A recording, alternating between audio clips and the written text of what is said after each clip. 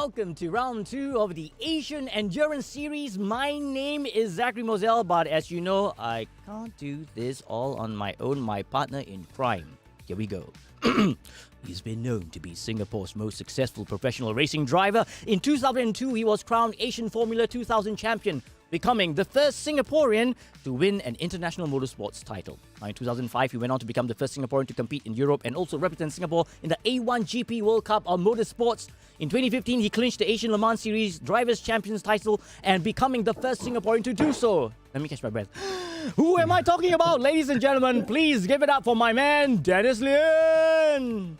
Hi, Dennis. I can't breathe just listening to your intro. Sorry, wait. It gets better. I need to catch my breath. Yes. Okay. Now, just to let you know, today we have a special guest. All right, here we go. Yes, we do. My turn. Our guest not only has raced cars all the age of 22, he organized the MP Turbo Rally team, which helped to popularize motorsports in his country. Now, in '86, he won the Philippine National Slalom Championship and was placed second in Class A4, 8th overall in Hong Kong and Beijing Rally. In 1990, he was Production Division Champion and finished 9th overall at the Malaysian Rally. From 91 to 94, he was National Rally Cross Champion with Mazda MP Turbo team. In 2002, he was second overall in the Asian Formula 2000, missing the title by just 1 point.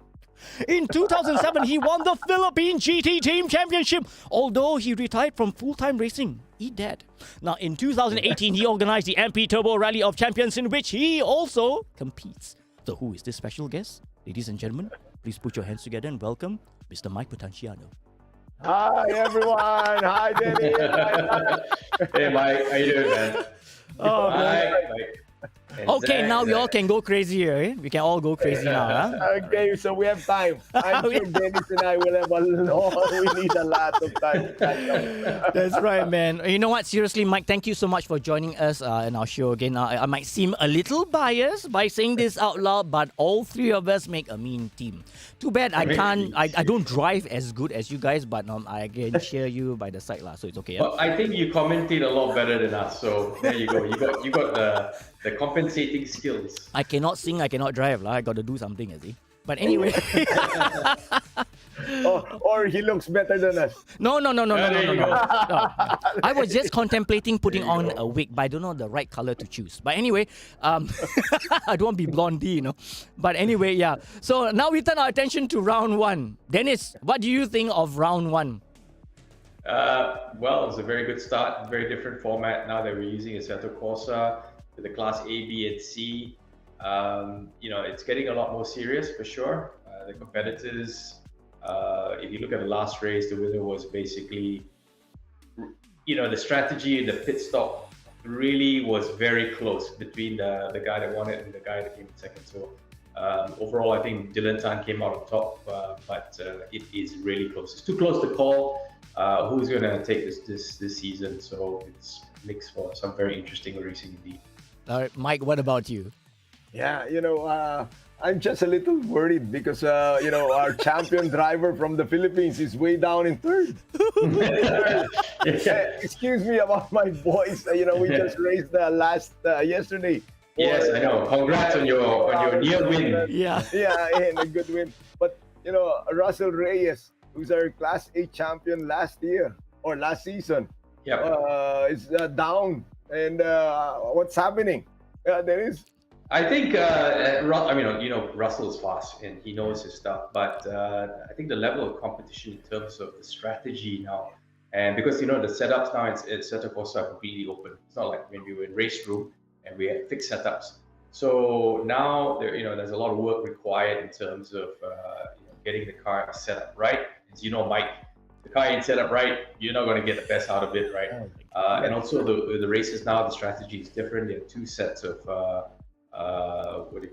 tires. You need pit stop, and strategy plays into it. You undercut, you overcut. Yeah, so I think Russell probably needs to work a little bit more on his strategy, but I think he will come good. It's now just the level has gone up. Yeah. One more notch, So you got to everybody's going to raise their game. And I think the big part of it's also now that it's a team effort, because each team is 2 drivers, right? So there's a lot of strategy coming into play right now about this and how they actually work together to get the best out of their race strategy. All right. Let's take a quick look at round one. What are the results we have here? Class A drivers in first position with 45 points. We have Dylan Tan, followed by Russell Reyes with 34. Okay. That's right. Moreno Pratama is at 29. Andika Rama Maulana is 25. Skyline 21 points. Francis Matrillo 18. Marco Wong 17. Avila Bahar 16. Fadli Rahmat 10. Aldo Balagulan at 9. Jay Wong 1. And Enzo Ng with a nil points. It's still early in the season. Things can change, but of course we can see who are the ones that's gonna give everyone a run for their money. But like you and I, we know in race there's no like a perfect call. Things change, weather change. Anything can happen basically. Yeah, that's true. Yeah, and what's nice is like what Dennis said. You've changed into a different program right now. You're on Assetto Corsa competition. Mm-hmm. Yeah, exactly. Well, I mean, look, Russell's still second overall. Overall, right. In the first race, he had a bit of a disaster because, Russell, he pulled off an incredible overtaking maneuver on the Mistral Street at Paul Ricard circuit in round one. Okay. But unfortunately, he just went slightly, just a little bit off course, so he exceeded the track limits. But it was regardless of that, it was an awesome overtaking maneuver. Unfortunately, the results couldn't come. But rules are rules. But it shows that Russell's not lacking in skill, and he's really putting his all into it. But this circuit now today, our so-called mystery track it's going to basically throw a spanner in the works because this is effectively like a street circuit, and street circuits might. Anything can happen, man. True. As you know, when we used to race Macau. And I was just watching the F1 just now. Yeah. A lot of accidents already happening. And it's obviously a street circuit also in Albert Park. When there are concrete walls next to you, without runoffs, you just have to be that bit more precise and keep your fingers crossed. Quite true. Because we are talking about the race, so there were lots of happening in round one as well, which we knew, the team efforts and whatnot, the strategies involved and whatnot, and basically.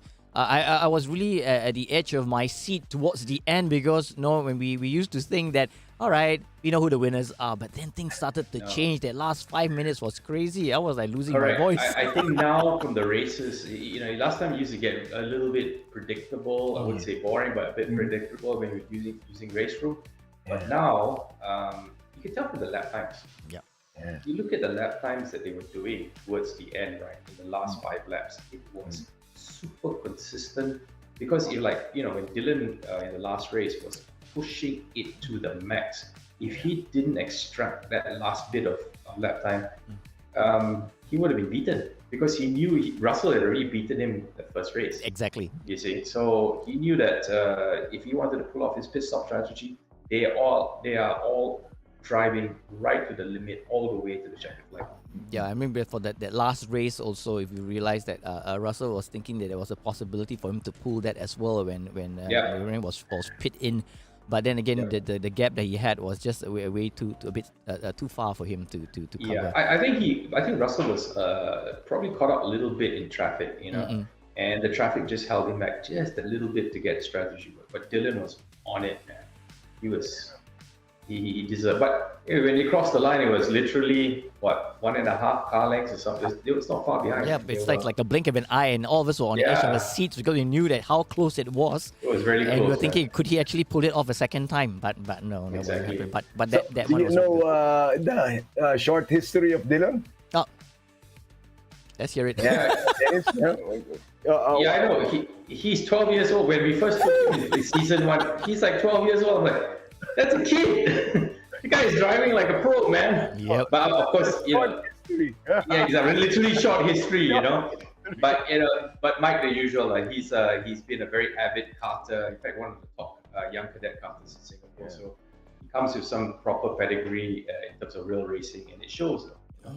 He's got the right mindset, the way he approaches racing, and the skill set is there. So he's just developing as he goes along.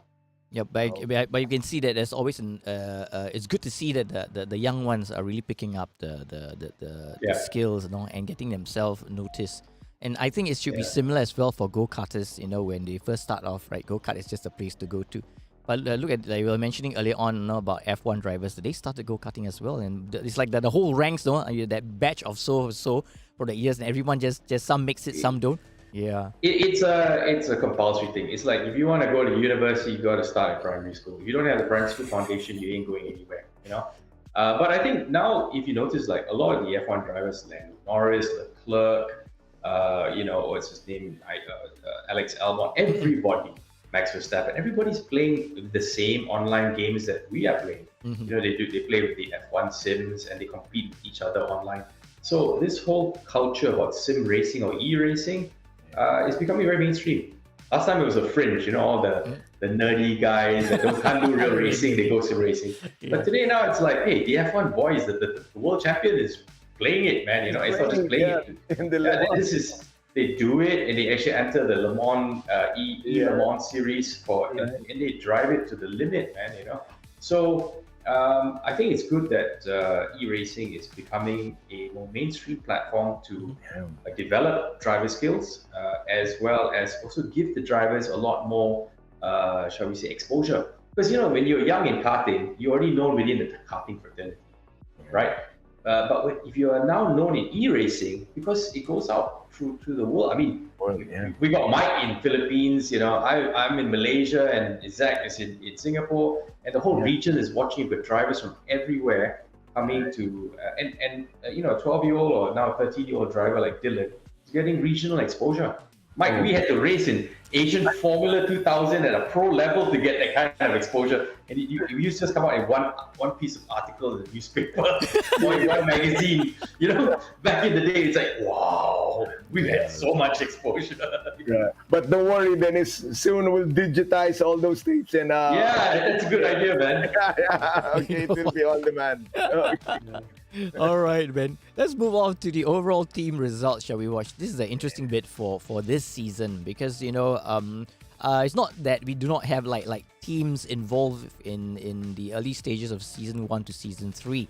But this time around, we decided to change a bit of stuff and really get the teams involved.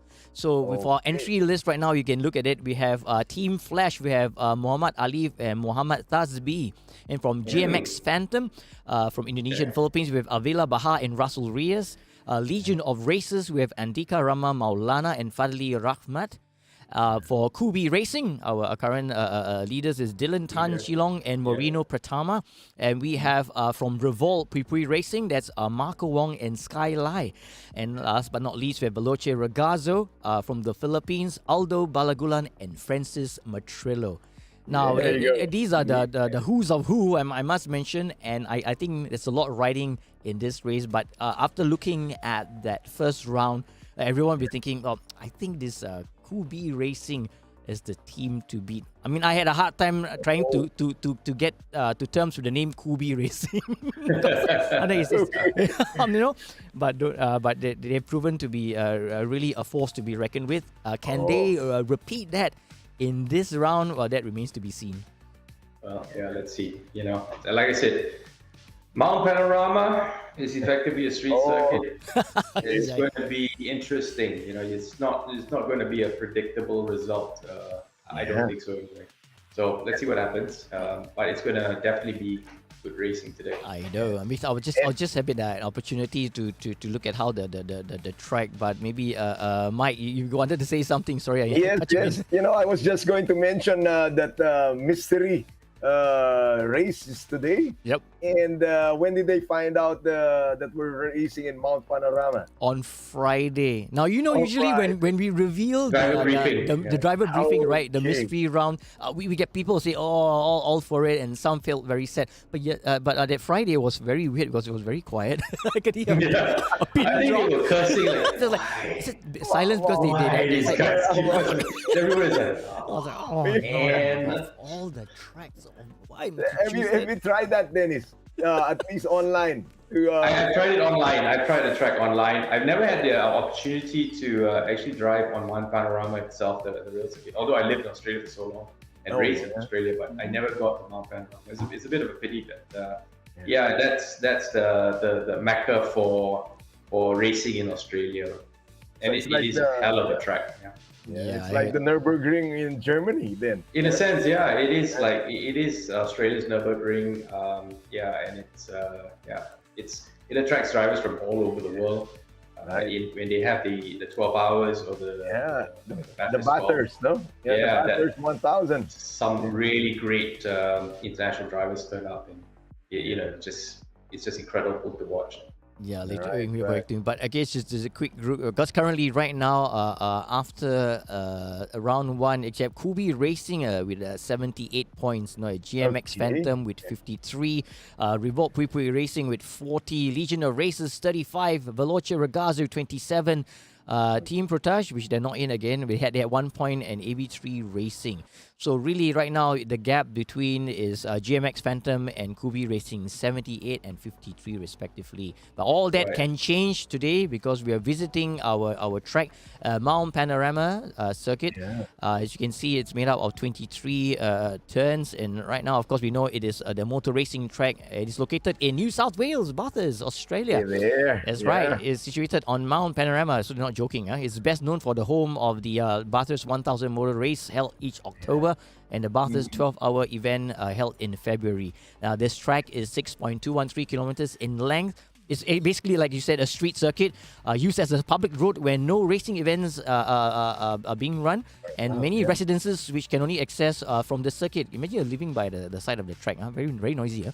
The track these guys love it. Man. Yeah, I know. Can you imagine open up a window and having a racetrack just a corner, and you're having all this excitement happening around? But the thing is that this track has an unusual design by modern standards. That's what they say. It has this 174 meters vertical difference between its highest and lowest point. This is the crazy bit. And of course, there's a steep bit. It's the 1:6.13. This one the math people have to work out, the elevation and all that stuff. But from the start line to the finish line, the track can be viewed in 3 sections. You got the short pit straight, and then a tight left-hand turn in the long, steep mountain straight, the tight, narrow section across the top of the mountain itself. Now, and then there's this long downhill. This is the best part. The section called all the way to the Conrad Straight, and the very last chase, and then the turn back into the pit straight. Well, it looks like a simple track, but I've seen it, just had it, experienced it. It's not easy. It's crazy. I don't know. Have you guys tried it? It's very fast, especially Conrad Street. Even the V8 supercars that are popular in Australia, the Holdens and the Ford Falcons and things like that. They were touching 300 kilometers on Conrad Street just before the bend. It's quite a track. For touring cars to hit 300, it's insane. I think it's the fastest ever the touring cars have ever gotten in the world. But it's like it's crazy, right? I mean, the error, the margin for error is crazy. You can't afford to, because it's all of a sudden down that stretch. You got to make that right hand turn at the turn 20. The kink used to be a bit hairy. What's the name of the kink? It's called the dipper, right? So, no, that's not the dipper. Conrad Straight, the right hander is called. You have the chase. They call it the chase or something like that. They call it. Exactly. The kink that goes into the chase. That kink used to be in the days when the aerodynamics was, shall we say, a bit limited on the touring cars. The cars used to move around. Some of them were like nearly flat. Some of the guys that were super brave in qualifying, they go flat, and the cars, like, you could see the thing going around. It's amazing to watch. But it's I mean, just watching it on YouTube for me, because I don't think it'd be crazy. People be screaming as they're going down Conrad Street. But it's like stop short of flying. I've seen some cars. It's really fast, man. But that's the only opportunity for them to really like separate themselves between the men and the boys, and when you get the opportunity to open up the gap between you. But then again, it's always that crazy bit near Forest's elbow where they start to slow down. There's always a potential area for them to overtake as well. Yeah, but where it gets crazy is actually Skyline. Because Skyline is it's always a consistent transition. If you go into start a Skyline wrong, and you actually, the first corner you get it wrong, because Mike, it's a series of corners. You get the first one wrong, you are screwed up all the way down. Yep. That's true. So you can't mess up your entry in Skyline. Just before Skyline, they affectionately call it the S's. Okay, never Yeah. not spelled that way, of course, you know what I mean. But yeah, I mean, we've seen that that's an opportunity for them. It's either they make or break there. Well, how to use the word break, but anyway, you know, the walls are really, really close. And we had some of the light series earlier on, we were having it. It wasn't easy, but a lot of them tried to play the safe way. But you know, the gung-ho ones will just chong right through. You don't care.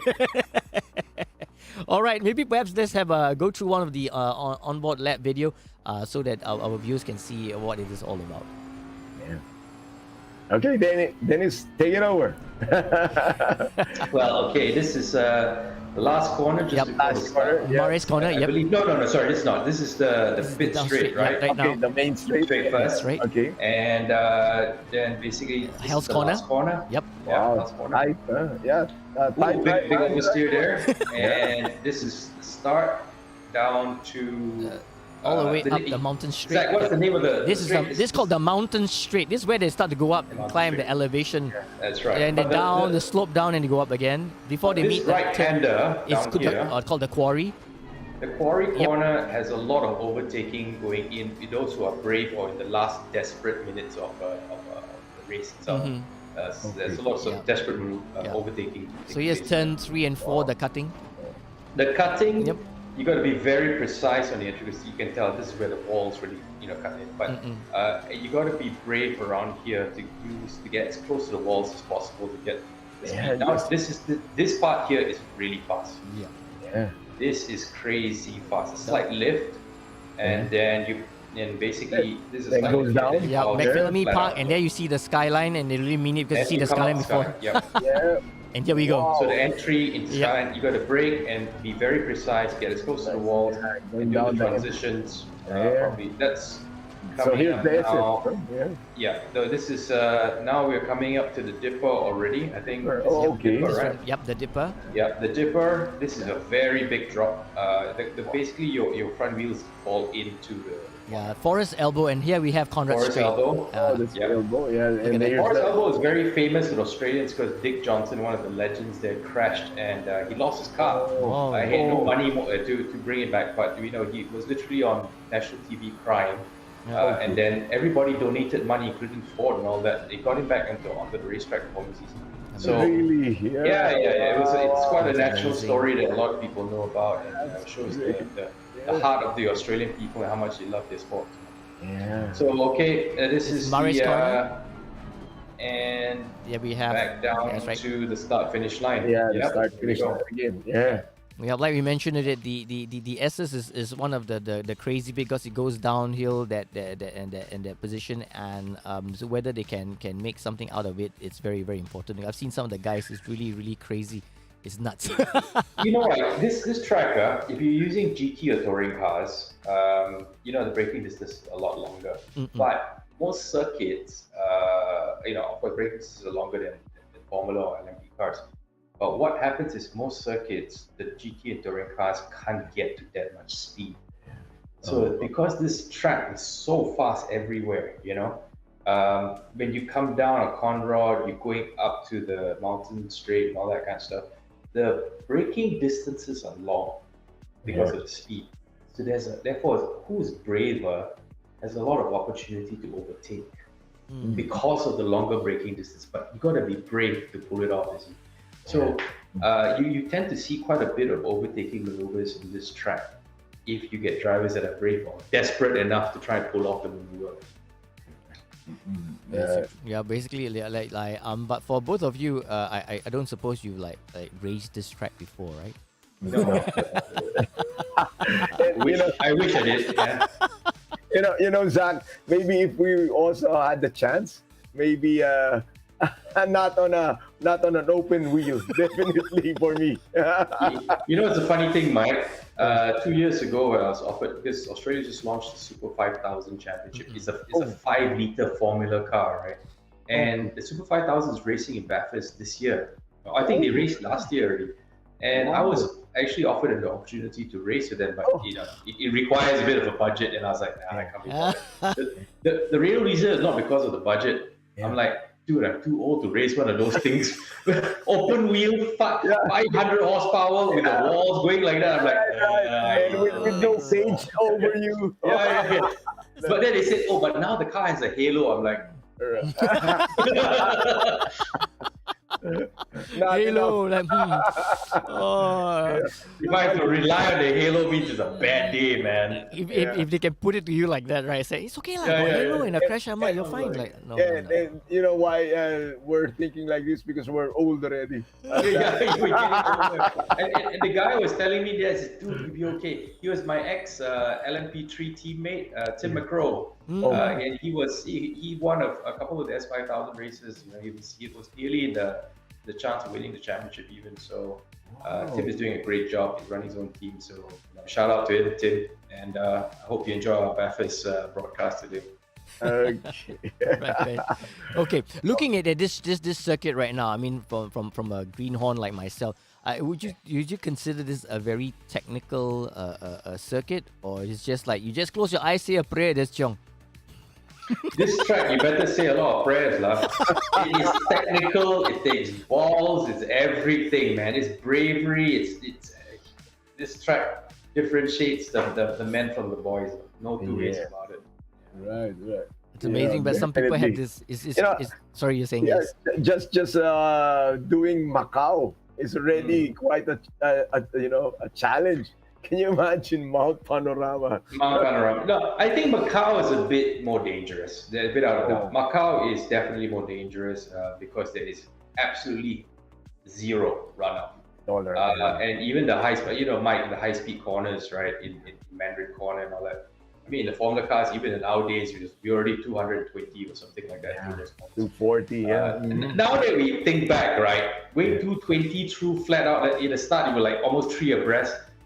Those days were no Hans, no side impact, no halo. No.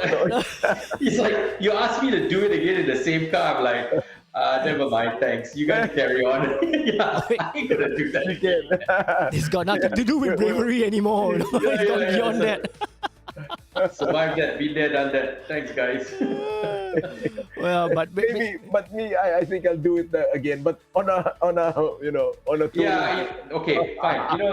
Like my Panorama, even in S2000, I did think about it. So yeah, okay, full carbon top. Yes. Like, Hans, you got a proper, good safety systems and the halo. Yeah.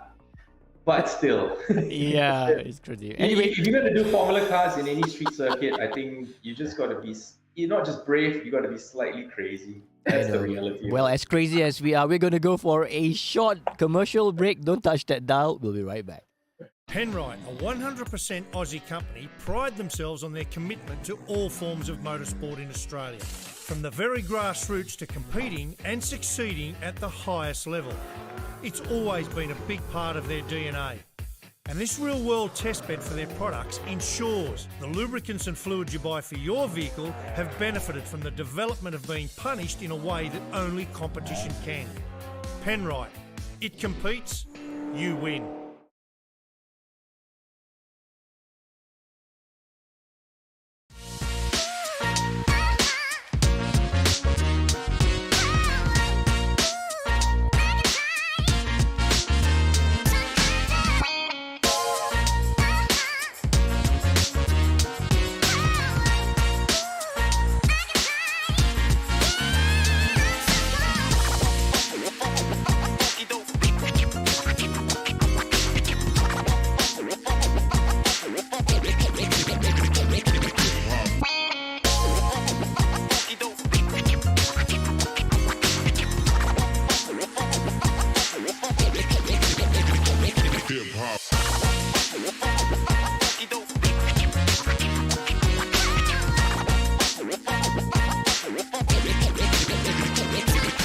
And you're with us at the Asian Endurance Series Season 4 main event, the Mystery Challenge. No more, because we know where the track is. As crazy as it seems, I was just thinking about this crazy thought about karting.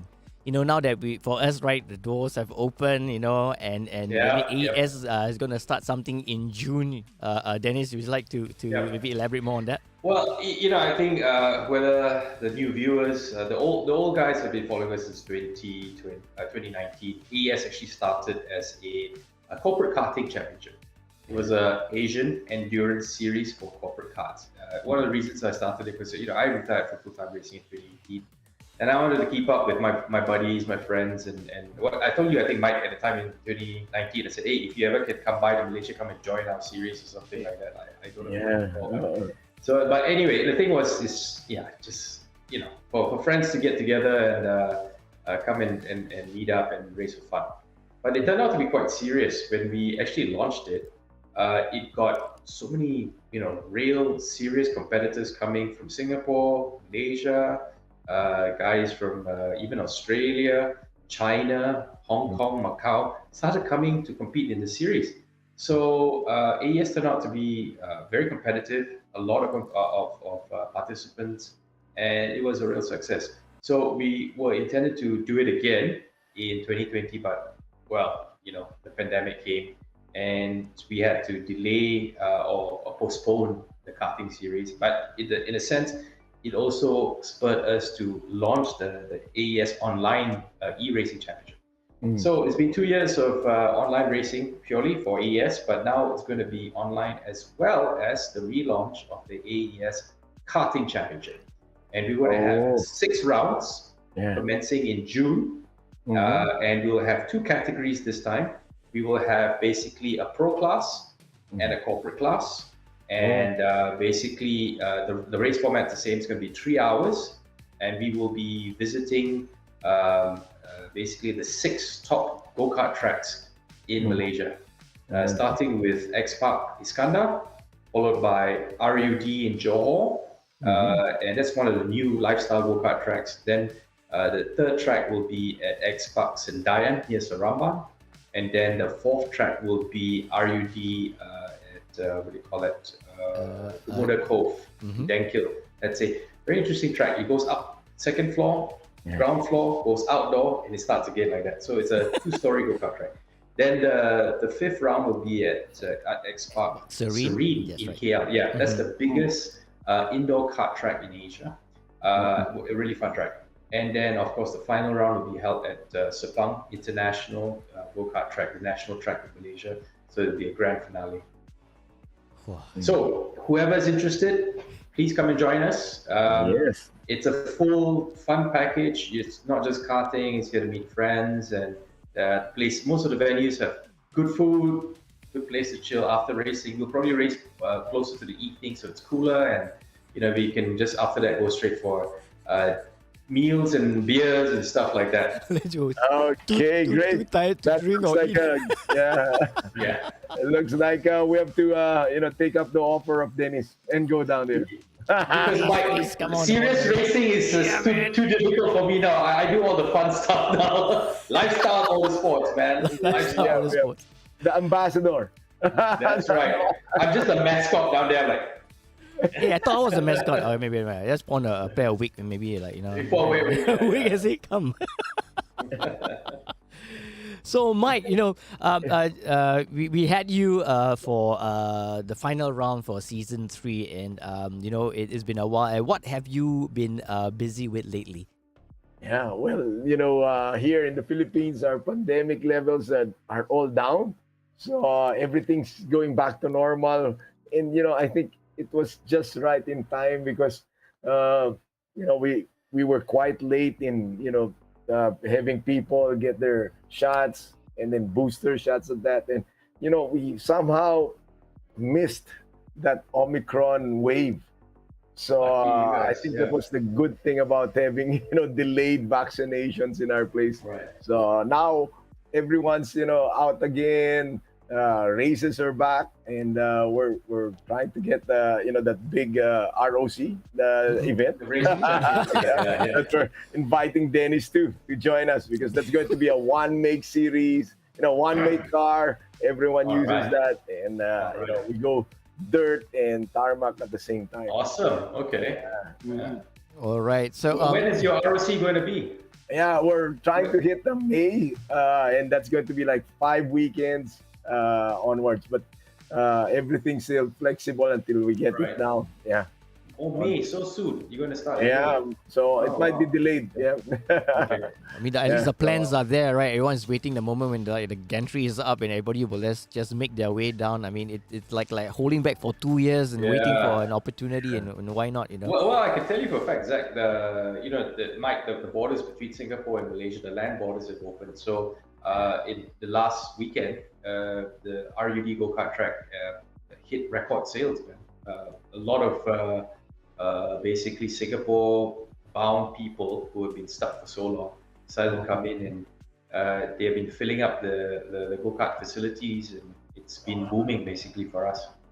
Yeah, so finally, I think that's been out for 2 years too, Dennis. Yes. Yeah.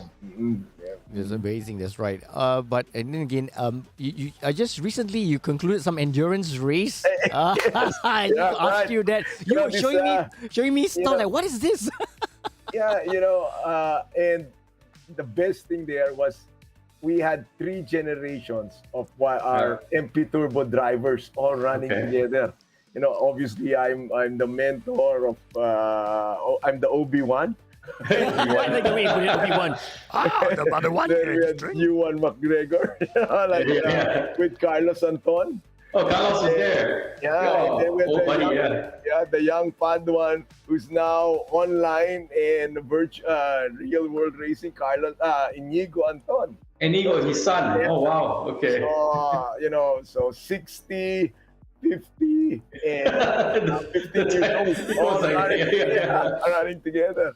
And awesome. The best thing, like we said, we almost won the second, the 2-hour race, and we were like, we're leading the race, and then all of a sudden, last lap, last turn. Oh man! Can you imagine? Front flat tire. But did you still manage to cross the line? Yeah, I managed to cross the line, and we were like this, 0.2 of a second. Oh my God. But you finished second overall, basically. Yeah, right, second. We still won our class. And, well done, man. Well done. But that was a tear jerker there. Yeah, jerker. But that's motorsports, people. That's what happens in real racing, It happens.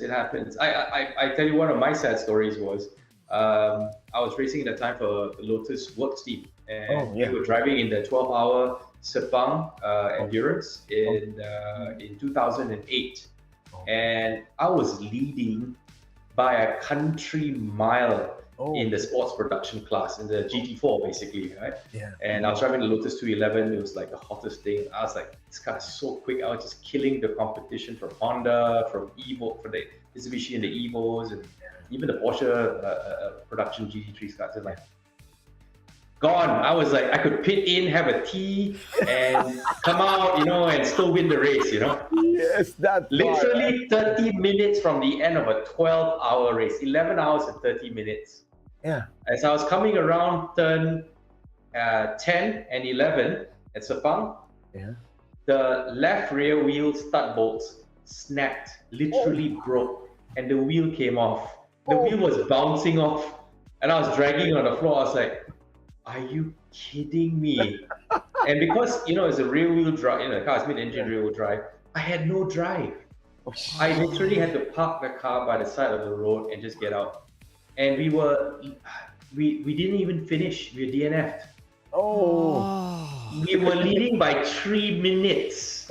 I could have, like I said, pitted, have a tea, put on my stuff again, and just gone and won the race. But hey, that's racing. And the stud bolts we used, the reason we found out later on was because the racing ones that we put on instead of the production ones, we thought that harder nuts were better.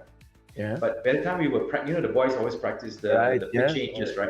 The harder ones are actually more brittle. And as a result, because the bolts we used for so much practice, they snapped.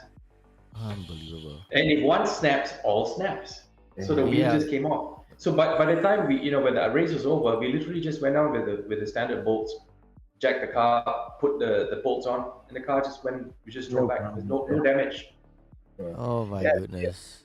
And Zach, can you imagine one sad story though also was the 24-hour of Le Mans, and Toyota lost like 5 minutes of 24 hours. It just, I mean, you could not make that thing. Hollywood couldn't even written a script for that one. I was watching that live. I was like, this is unbelievable. Even remember when Porsche won, even Porsche felt so bad for Toyota. Yeah. They actually came over and consoled Toyota. They even put out an ad, says you guys were such worthy competitors. Because Toyota was winning it. They were winning it by a country mile. Porsche was nowhere, and Porsche just won it. Porsche even felt almost embarrassed to win it. It's like, no, just win, go. Dude, it's so funny if you're driving and all of a sudden the wheels bounce, you go bounce, yeah, whose wheel? Can you imagine your main competitor, your bitter rival coming into your pits, even though it says, guys, they started hugging them, the Porsche and Toyota guys, they started hugging each other. It's like, oh man, you just can't believe it. It's the respect. It's called ass luck, really ass luck. It's not like go to somebody, thank you. Thank you. Yeah. There was like literally, Mike, there was like I think 1 lap only, just 1 lap left, right, of the whole thing. I was like, how is that possible? But hey, that's racing, man. It's unbelievable. And we thought it was like fuel, but no, it was electronic. It's just the electronics, the hybrid system, because it was still new at the time. And, that's true. Yeah. But I would say for an experience via through the incident, I think things will get just better. I mean, that's what they do, right? It's like you try and realize that it's something happens. I mean, look at Toyota now. It's boring.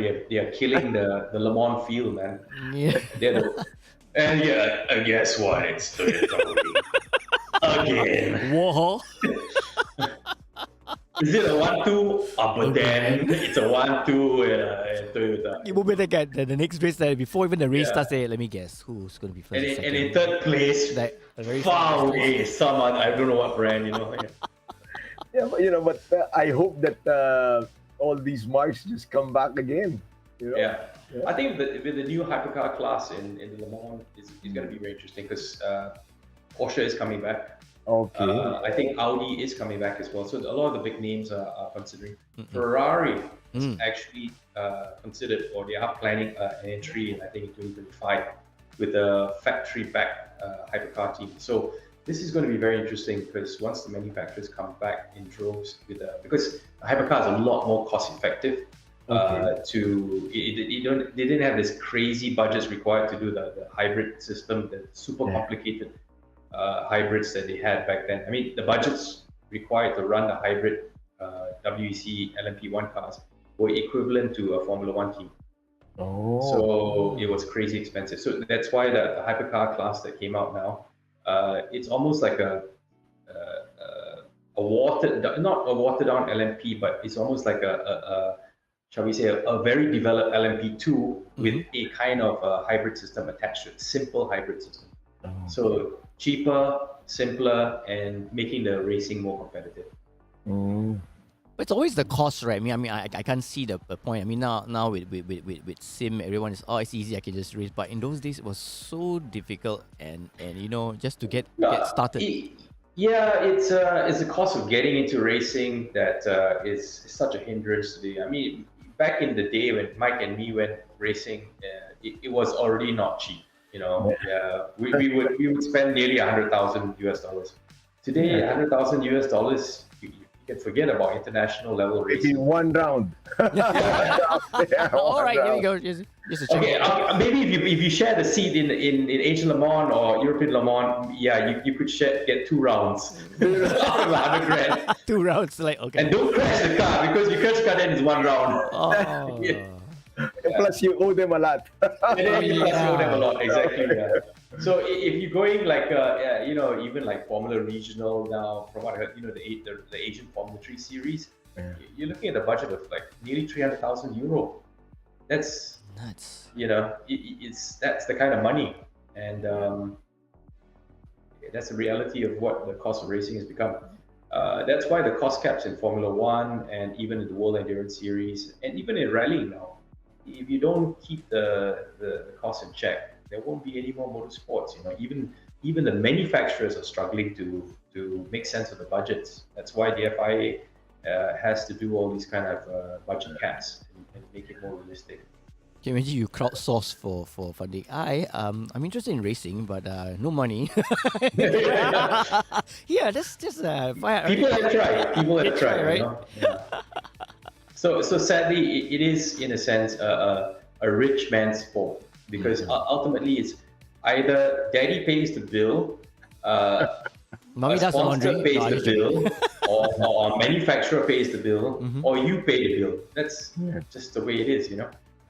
Yeah, Yes. but you know, one good thing about this, Dennis, is if you develop the event right, then it becomes a tourism attraction. You know? Yes, of course. I mean, a good race. I mean, look at Singapore. We benefited so much from the hosting. And you're going to have F1 again. Not that I want to hype up Singapore or anything, but let's face it, our F1 race looks mega. Not the greatest track, but in terms of the image, the international image when people watch F1 in Singapore, it's probably the best thing that Singapore and Singapore tourism has ever done in terms of promoting Singapore on the international world stage. yeah, it's amazing. You just can't wait. I think that was really big news for F1 motorsports fans in Singapore. You know, when we were told the bad news that it's not coming back. It's like, but what, really? Unbelievable. And there we have it, another round of contracts, and yep, we'll see F1 soon. So excited. Yeah. Great. Mike, come down to Singapore and we go watch F1 together. That's going to be on the schedule already. September. September. Okay, we'll block it off. Yeah, let's meet up, man. Let's meet up. Yes, let's meet up there. We can't wait for that time. All right, man. For you, Mike, what do you think of our new format so far? You know, you've been with us. I mean, you've seen us in season 1 to 3. You know, and after we had the mystery rounds and another class, now we got another class on top of another class. We merged them together. But because we are always looking for ways to get the drivers together. Now, I mean, there have been team members racing in season 1 and 3, but we never really got them in the act. So this time round, right, we actually got them, and boy, round 1 was evident that it was really working because you could see all the strategies involved. Yeah. You know, well, first of all, because of your ACC, there's a lot of more drivers here in the Philippines that like to join. And the problem is, I think you only have like 30 slots available. You can't bring, it bigger, guys. No more room. It's not enough room, man. 30 is the limit. Because let's face it, can you imagine more than 30 cars in Bathurst? It'd be like, yes, but everybody take a picture. it'd be crazy. I don't care if it's online racing or not. It's still crazy. You'll be like mayhem, man. You have to make it crazier. Or even just hold like qualifying, huh? Yeah. Saturday qualifying. That could be one way, you know, just to get the cars all coming in, qualifying, and we choose really the best and really go for the time. And you know that there's one not easy. And choose. Have a second chance seat or qualifier seat for that. Anyway, so that's first one because 30 is too small. There's a lot of people that like to join. Okay, so and then second one, the weather that you're supposed to do this time. It's supposed to be random. So do people know what kind of weather they'll be facing this time, Dennis? But this we will leave it, or we always leave it to the That's race why gods, it's called random. They fall asleep, then hit the button. Oh, did I? Oh. So like we're going to have 3 races. So it's not sure that every race will be on dry weather. I tell you how they decide the weather, okay? Yeah. You see the guys in the background, they're running the server and all that. They have a point. They flip it in the middle of the race. Heads or tails, yeah. And then they go, hey, it's heads. It's rainy day. Okay. So that's going to be exciting. That's really going to make everything. Not the race driver all holding on to the slide and say, and then there was rain. But Dennis, what about the tires? Because obviously they're on dry tires when they start at dry weather. So they have to pit then. Good question. I'm actually not sure. Yeah, they have to pit. They have to pit, that's right. They're given 2 sets. I think it's 3 for wet weather tires. size. Is that right, Zach? Yep. You can check with We have to check with them. the racing gods behind the scene. Racing gods are always looking for an opportunity to make things very exciting for people. Right. You never know. Just as will long as there it be doesn't, like safety just as long as it cars doesn't too? snow, lah. I don't think so. I don't think there'll be a safety car. No It's just safety that if cars, it starts raining, you try to make it round into into the pit entry and box and change to wets as quickly as possible. Oh. If you are in the middle of the top of skyline and the thing starts Yeah. pissing down, best of luck. If you're on slicks, you better take it easy, or it's going to be bouncing off the wall, man. Right. It's like I was just sharing. It's like a pinball machine, right? Go ding ding ding ding ding ding ding. Exactly. Because like we know in the real world of Mount Panorama, it can be raining on top of the mountain Yeah. and then it's dry down there. Yes. Yeah. It's like- So it can be very tricky. Yeah. Yeah. And I've seen quite a few of those races in Bathurst that were like that. Same Yeah. thing with Nürburgring. Nürburgring, you can get bone dry certain sections, and when you go into the forest sections, it's like It's like a time zone, soaking right? You wet. travel from one end to the other, and it's like it's raining. No, it's Yeah. it's Yeah. sunny, yeah, but it's not. Yeah. So that's and then looks like the race format will be there's also the reverse grid again. Huh? This time round, Yeah. I think for no, ACC no reverse grid. Yeah, No reverse yeah, grid. they don't grid. provide us that Okay. thing. Yeah. Yeah. Trust me, if there was anything for us to do that, we would have. Okay, because last time I joined you, like Oh, that was season fun. 3, That was yeah, fun. there was that. Yeah, but So no reverse grid now. So it's No, three no races: reverse. the sprint race, main feature race 1, and feature race 2. Mm-mm. But I guess because now with team strategy and all that, we wanted to make it a little bit more fair for them, lah. We didn't want to be so evil. we don't want. Everybody here, we don't Yeah. want to be so evil. So Evil, yeah. that means degradation won't be too stiff.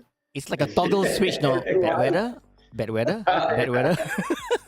Tire deck. What is the tire deck, Zach? Was it set to? I It's think not I maximum, don't- right? It's only like half or something like that. Yeah, I think for us only we give them like 2 sets of tires. I mean, we So- could have been nice, but like we are always looking for adventure and things to make them happy. I think, Or more make us happy. judging from the first race, the tire Yeah. degradation is not as. It doesn't fall off as dramatically as a front-wheel drive car where you get thermal on the steer and all that. The degradation tends to be more neutral, so it's just more of a drop-off in lap times and everything else. Okay, great. It's great, man. And I mean, yep, all right. So, we're just looking forward to this race because it's been, I would say to me, it's a long gap because there are a lot of races coming in, but I'm always looking forward to today's race. I think, judging from the replies, the constant reply that we've been getting from the racers, they are more excited, so is when, and some of them are just worried that they might forget to register. So we had been very nice. Or we had cases where people are like, you mean it's today? I say, if it's today, you're too late. You're too late. It happens. So we try on our part. No, we send them reminders when we're doing live stream. We send them reminders on chats and whatnot. We even do posts for them just to have them remind. But if at the end of the day they're not gonna pen it inside their diary or whatever it is, right? If they forget, no, that's as much as we can stop short of just calling them. Have you registered? Yeah. Right. Yeah. All And right. then the cars now you've announced it also as GT3. Yep. Yes, yep, they're all that's right. GT3s now. GT3. They're no touring cars. So the Assetto Corsa competition basically follows like the Blancpain GT3s championship. So they use the leading category is of course the GT3 spec cars, and then the more gentlemanly class is using the GT4 cars. Okay. All And right. Dennis, today, why I saw like the BMW being banned? Why is that?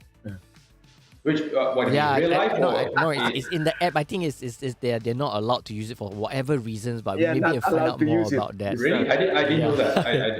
I saw All right. there a reason? Sorry to cut you guys right now. It's always exciting when all of us are together. But don't go away. The practice session is about to start. But before that happens, here's a word from one of our sponsors. Penrite, a 100% Aussie company, pride themselves on their commitment to all forms of motorsport in Australia, from the very grassroots to competing and succeeding at the highest level. It's always been a big part of their DNA.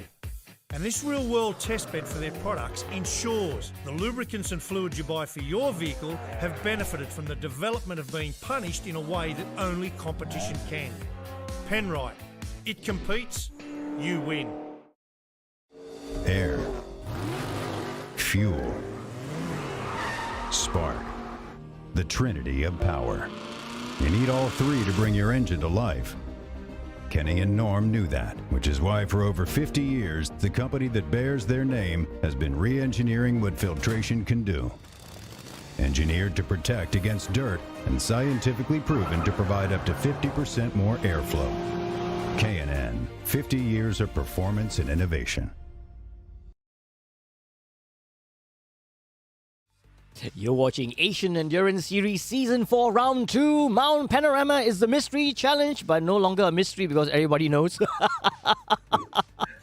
You know, this track, I think last night I was just like lying in my bed. I said I got to try to, it's amazing you can memorize all these lines, but can you just imagine going at that breakneck speed and just trying to think, oh, did I make a left turn or before right turn? Yeah. No, bro, you will definitely remember because you'll be so scared, and frightened. You'll be like, oh, I remember this place. It's like, I remember this corner. You won't forget it, trust me.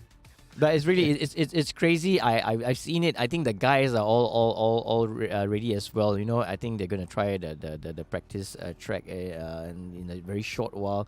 But it's always amazing to see the dedication because to us it's like, at least for me lah. You know, when you say someone says sim, right, it's like it's just a side track. But these guys are at it, man. Look, judging from the Texas, right, they were like really eager. They're asking, is the server up? You know, what's this? Asking, challenging our stewards with questions and whatnot. And these guys are serious, man. Stop short of like being like real professional drivers. It's just amazing. You know, I think it goes to show it doesn't matter whether it's virtual or real. How you approach the task at hand is the same. You know, you need to be focused. You need to be very much geared mentally and be prepared to do the job, whether it's in the real world or in the simulator. If you're not 100% there and eager and basically focus on the task at hand, you're not going to do well either which way. So it therefore shows that I think in the simulator world or the e-racing world is a great platform to prepare people to go into the real world of racing. Yeah, but just judging by what you've said, now that the borders have opened, everyone is going out. Now you have like actual racing, go-karting and whatnot. Will that like dampen the spirit of people sim racing, or will it just carry on? I think they'll both feed off each other. They will actually help to grow each other because sim racing is good for learning tracks. It's good for testing setups. It's good for approaching the mental mindset of how you go racing. But the bottom line is, it's not physically that demanding. You still need to go. What a go-kart does is actually put you in a machine that will generate high G-force, the high temperature, the bumps and ruts. It gets all your neck muscles going. You can't do that with a sim, at least not in current technology. So you need a combination of both in terms of the fine fidelity of and the accuracy of a simulator to learn that specific thing like circuits, test the setups on the cars, because you can choose to say I race a Ferrari GT3. You can get a Ferrari GT3 in the simulator and you can play with the setups. They're almost identical to prepare you for the real circuit that you're going to go through.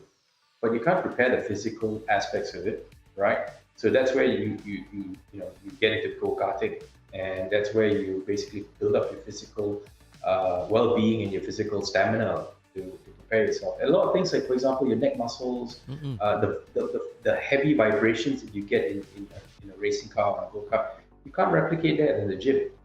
So you need to put seat time. I mean, Mike knows, you definitely know what I'm talking about. The vibrations that you get and all that, and the heavy, strange G-force, yeah. There are certain gym machines and all that, but nothing beats real driving. A proper race go-kart or a proper race car. Yeah. The car can do it, but it's a lot more expensive. So you're better off in terms of physical exercise in a race car. It's much cheaper, and it gets the same, better job in some ways than a race car, because you want to get the kind of big G-forces and the kind of speeds and all that in a race car. You're talking about a Formula car. Then it's big money to go testing and getting the seat time. So, Mike, what about you? Before that, I am aware that there's a big following in Philippines. You know, when before the pandemic hit and that stuff. But was there the same kind of following when people were sim racing? Yes, I think the good thing about the sim racing here in the Philippines now, if they've digitized our tracks already here in the Philippines. So we have Clark International Speedway, so that's already there, and then we have the Batangas racing circuit that we just raced, and BRC Inigo Anton, who was with us, practiced online for that because he hasn't been in BRC for ages, Right. And right away, can you imagine? He was right there. He took best time right away after practicing online. So just shows proof. It really helps. Yeah. And now with everything and the borders are open and an opportunity to actually get into actual go-karting, now they can really see the fruit of their labor, learning the track online and what they see and really compare and put it one-on-one together and see how it feels like, and that might maybe spark off something, and all of a sudden you see everyone just want to be a racer. It's like I said, just to recap it's going to be both supporting each other. Sim racing is a necessity, or simulator racing, not whether it be online racing or you do your practice at home yourself, and physical racing, which in the most cost-effective and most intense way is go-karting. You combine the two, you'll be ready to take on any proper racing championship. That's true. So, I think I'd just like to share one story. I don't know if you remember this, but before, for the Sepang track, I used also that primitive before because the graphics was very old. But still, with the proper wheel and stuff, we took best time in AF 2000. I don't know if you remember that, Dennis. Was that in 2002, was it? Yeah, 2002. And no wonder you're so quick. Yeah. And, if you can beat me on my home track, means that's something up, man. You had all the David Coulthard was there, who's now in Supercar V8. Right. Yeah. So he was there. We raised some very interesting characters over the years. A lot of big name drivers. Well, all right, then you see we've started off the practice. There's 13 minutes left, and here we have a shot of Alif Hamilton, as he's known, currently in second place. Russell Reyes was in first position, followed by Francis Matrillo in third, Vila in fourth, Dylan Tan in fifth, Aldo Balagulan in sixth, Rahmat in seventh, Thasbi in eighth, and Maulana in ninth. Look at that. What a brief. Well, Russell was on top of the pile again. Go Philippines. Yes. And the third guy is Francis Matrillo. So Alif will have a... spoke too soon, Alif. Wow. And that's the nice thing about virtual racing. Put it back in the pit just like that. Just reboot again. He locked his wheel.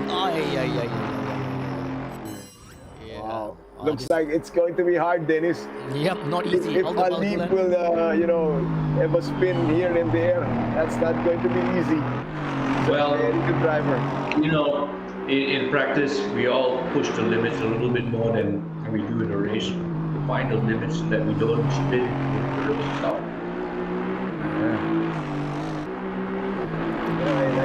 I'm just dreaming of the day, Dennis, that all this sim racing will, the chairs with the movements and everything will be cheap enough soon. Yes. I think it's coming there. The prices have definitely come down a lot already, but the affordability is still a bit of a question. Yeah, that's true. Yeah, because I'm go so through the skyline. And all of these look at that. Racing rigs. Yeah. Look, listen to the sound. My goodness. Nowadays. Oh, the sound. But the sound of the engine is awesome. Yeah, man, awesome. This is using the AMG V8 twin turbo on the Aston Martin. Oh, okay. So the Aston Martin is powered by the AMG V8 engine, similar to the AMG GT. Yeah. Down the chase. Yeah, this is a chase. Back down. So You gotta be very precise at that corner, because you get it wrong, you're going to lose a lot of drive coming out here. Then this is where your competitors could outbrake you. So the chase, under heavy braking, you always tempted as a chase to outbrake yourself, because there could be somebody in the tail. Yeah, I see in the list that a lot of people have chosen to drive the McLaren. Yes. As we found out, I think the McLaren is, because aerodynamically, I think it's the slightly faster car than the rest. Yeah. But, through the balance of performance regulations, right, they do make the McLarens slower a little bit, I think, in terms of the by limiting the overall grip. I don't know exactly how, but generally, I think in the opening round, McLaren's fared very well. So I think people are sticking to the McLaren, but I don't know whether it'll be the right choice for Mappis. We'll see. But this is a nice shot. When the camera pans on the road ahead, it shows how far the ground level is. It's a lot of gradient changes. Look at the height. I mean, you're losing, I think, like 200 over feet, right, Zach? Yep. What's the height difference from 174 meters. Look at that, up and down. So I don't know how they do it, man. Yeah. You can't have vertigo when you're in this race. Okay. Hey Zach, what is that story with Dylan and that figurine on the side of their car? I don't know, man. I think that figurine has a name called Cool Bee. You asked me. Yeah, I know. I only know Pokemon. Yeah, I know. That's why I was like, it could be some new doll or cartoon or something No, man. like that. Yeah. And when I heard about it, I was like, really? This is a genuine name or a name they came up with? And because of that, I was. Who's coming in? Russell Reyes. Russell Reyes. Yeah. He's boxing in. Yeah. It looks like number one now is Tasby. Yep, Tasby it is. Yeah. And here we have Francis Matrilla from Veloce Ragazzo, currently in the 5th position. Oh, Yep. Balagulan, Filipino, just went first overall. In All the way up there, did you see the Aston Martin? Yeah, Which Aston car is Martin. You're right. Wow. My bet. Okay, this is a side bet with you guys. Okay. My bet is that it will be a front-engine car that wins the race. Really? Yeah, that's my bet. I think either an Aston Martin or if they have somebody is using an AMG GT, I suspect that the front, because it's more neutral, it's more gentle, it's not as pitchy, especially through the Skyline S's. I think a front engine car is just going to be easier to basically drive more consistent. That's my guess. My educated guess says so, but let's see what happens. Yeah, it's a pity that not too much AMGs running this time, huh? No, everybody seems to be Ferrari and McLaren in the back. McLaren, the rest of it's all McLaren. So we got one. I'm not convinced that the McLaren would be the right choice for this circuit, but I guess it also boils down to the drivers, right? You've got a good driver that knows how to drive the McLaren and get the best out of it, then he's going to perform well. Okay, so Zach, it looks like there's a bet going. What brand will you be betting on? I don't know. I've always loved the Aston Martin, so I'll go with Aston Martin. Aston Martin, sir. Okay, so you're going to be like Dennis then. This is Mr. Bond. Mr. Bond. Mr. Bond. Aston Martin. Like QB, that's not me. Shaken but not stirred. It's a shaken not stirred, man. Okay, I'll go for the the McLaren, because a lot of people They were chose like, it. So you're going by the laws of average that you're most likely, we've got 8 McLarens out on the field right now against two Aston Martin and 2 Ferraris. So three brands of car. Let's see how it goes. I think you can't discount the Ferraris because it was based on the real world performance. The Ferraris are always there or thereabouts. I think they've always managed to get the best out of the balanced performance, and they're such a big, strong brand, and they are the politics in the BOP. They tend to not over penalize Ferrari, shall we say? And you got someone like Alif behind the wheel of a Ferrari. Yes, yeah. It's hard to say, like I said. So I think number 1, I'd still put my money on the Aston Martins. Then number 2, possibly a Ferrari. I'm not convinced the McLaren would be the best car to win the race this weekend. Okay. Yeah. Let's see. Okay. So, do we get a burger for this? Yeah, sure. Can we collect it in Singapore or Malaysia? Okay, will do. Good one. Okay. So we've got our game cut up for us till we meet at F1, and we just have the burgers and the whole. Yeah. Well, if we're going to have burgers at F1, it's going to be very expensive. Yeah. But anyway, why not? It's not like having the Ramly burger at F1. Yeah. Well, you just joined us. It's the Asian Endurance Series Season 4. We are actually currently in free practice break with 4 minutes and 30 seconds left. We have 12 cars on the track. We have Dylan Tan, Alif Hamilton, Tazbi, Balagulan, Riaz, Petrillo, Avila, Rahmat, Maulana, Pratama, Sky, and Wong. 3 different types of cars on the track. Of course, we have the bulk of them is the McLaren versus the Ferraris and the Aston Martin. Okay, you pick one car. Okay. Yep. So looks like Tan is already out in front this time, ahead of Alif and Tasbi. So the Ferraris are moving up. Yep, the Ferraris are definitely moving up. But Dylan's a good example of, in my opinion, like I said, the car, the McLaren is not the most ideal car to drive around Bathurst, but Dylan obviously knows this car inside out. He's put a lot of lap seat time in this machine, and he knows how to extract the best out of it. So goes to show that a lot of it has to do with the driver. Okay, so here it looks like Tan with that McLaren 720. It's all purple. Yeah.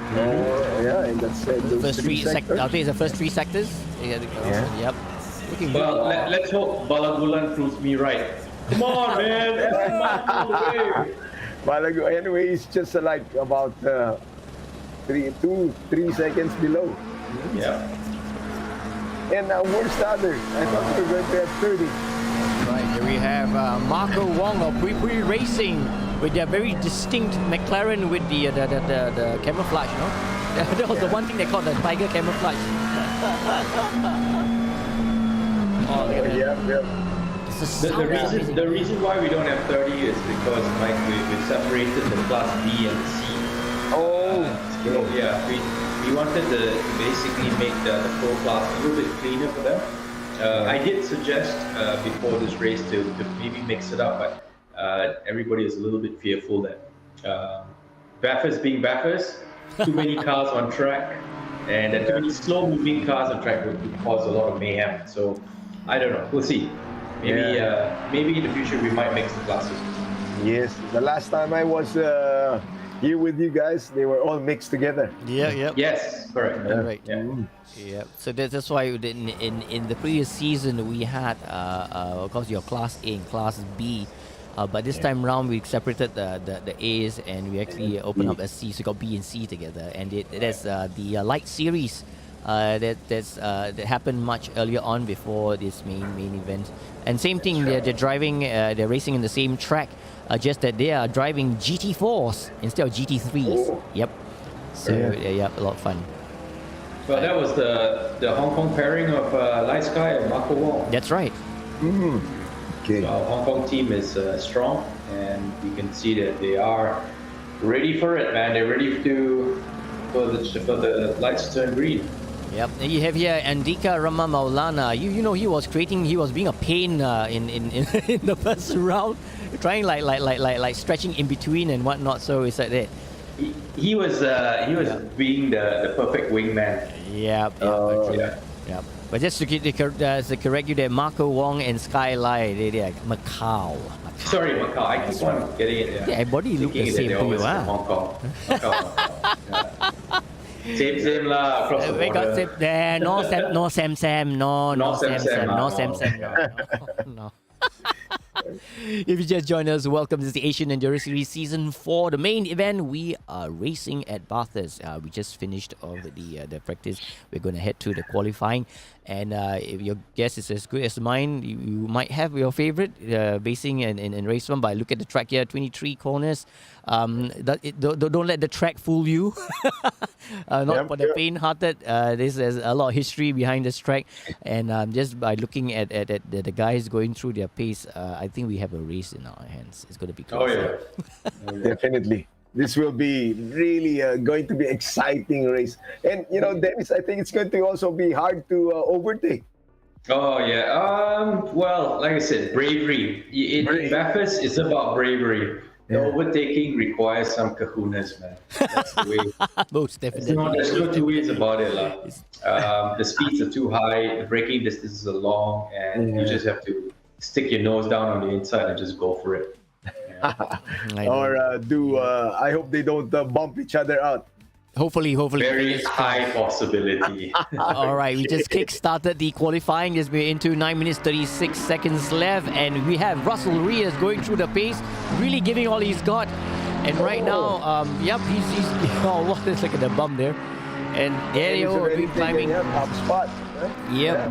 Well, he's just out at the moment, so he's first one out. It's the first one. Okay. Yep. He's really giving all he's got right now. You can see how he close to. Oh, look Blowing up at his tires and pushing it right to the limit.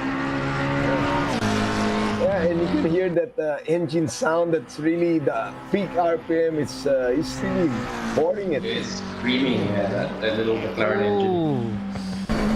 Oh, look at that, the scene. Oh, here he goes down. The S's turns 11 and 17. Not easy. Look at that. Good control. And wow, it's crazy. Like, you can't afford to sneeze now, can you? Right, yeah. Definitely. Forget about sneezing. I'm holding my breath just watching this. It's like, exciting stuff. Huh? Oh, like fighter pilots. And here we have Conrad Strait. He's trying to put some heat into his tires. Yeah. I've seen Team Dangerous move by cars doing this way and end up to the back of the wall. And scary, but it's Russell Reyes. Yeah. That would be a no-no in real life racing, but anyway. Yeah. And, why do it? Like you should be doing it like early on. Well, they don't know. That's the difference. We in real life racing know that. Yeah. Okay, now he's going for the line, and let's think, is it possible to check his timing? Okay, let's see his time. His last time was Okay. 9 minutes 13.541 seconds. That was his last. Okay. So we see how's that. And behind him is Alif, and Ali. someone just coming out. We got Pratama just coming out of the pit. So Alif is in number 16, 16, and that's right. Basically Russell's in number 4, Yep. right? And behind So Alif Russell's- is Pratama. Yep. Okay, so looks like we have all 12 drivers around already. Yeah, they are there. Let's stay on this lap together with Russell. Okay. He's really pushing it, man. Look at the steering wheel, he's storing and trimming the car. Oh, very close to the wall. Oh yeah. Oh, this is fast. This section is really fast. Yep. Wow, right to this. Oh, look at that. And there it's also over Yes. the berm, the edge of Oh, the nice. Oh, here we go. Here we Yep, go. Here we doing go. the Oh skyline. my goodness. Oh my goodness. Wow. Wow. There you go. Oh, And that's the I way to think do we it. call Yeah. Oh. Oh. Oh my goodness. You got to slow That's down. brave, man. Yeah. But he has very good lines, huh? He does. Very good line. Oh, he's going Very all out good now. steering inputs. You know, he's basically got the car turning it just right, not overcorrecting. There was Russell Reyes, GMX Phantom, showing you how to do it. In his McLaren 720S. Yes, yeah. Woo! Oh, look at that. Oh, understeer. Light. Yeah, it looks like it understeered before that. Yeah. Yeah, it's approaching Murray's corner, making that left-hand turn down the stretch. He's definitely going to clock a faster time, but this time at the rate he's going. Yeah. He ain't hanging about. Best time, 2 minutes, 02.422. Okay. Look at that. 202. Good effort from Russell Reyes. Oh no, he's just got beaten by I spoke too soon by Rahmat. Yeah, Fadil Rahmat of Legion of Races. He is 0.22195. Wow. Wow, so it's like 0.18 of a second difference. Yeah. Wow, this is really, And we have a really. new first placer again. Yep, Dylan Tan. Yeah.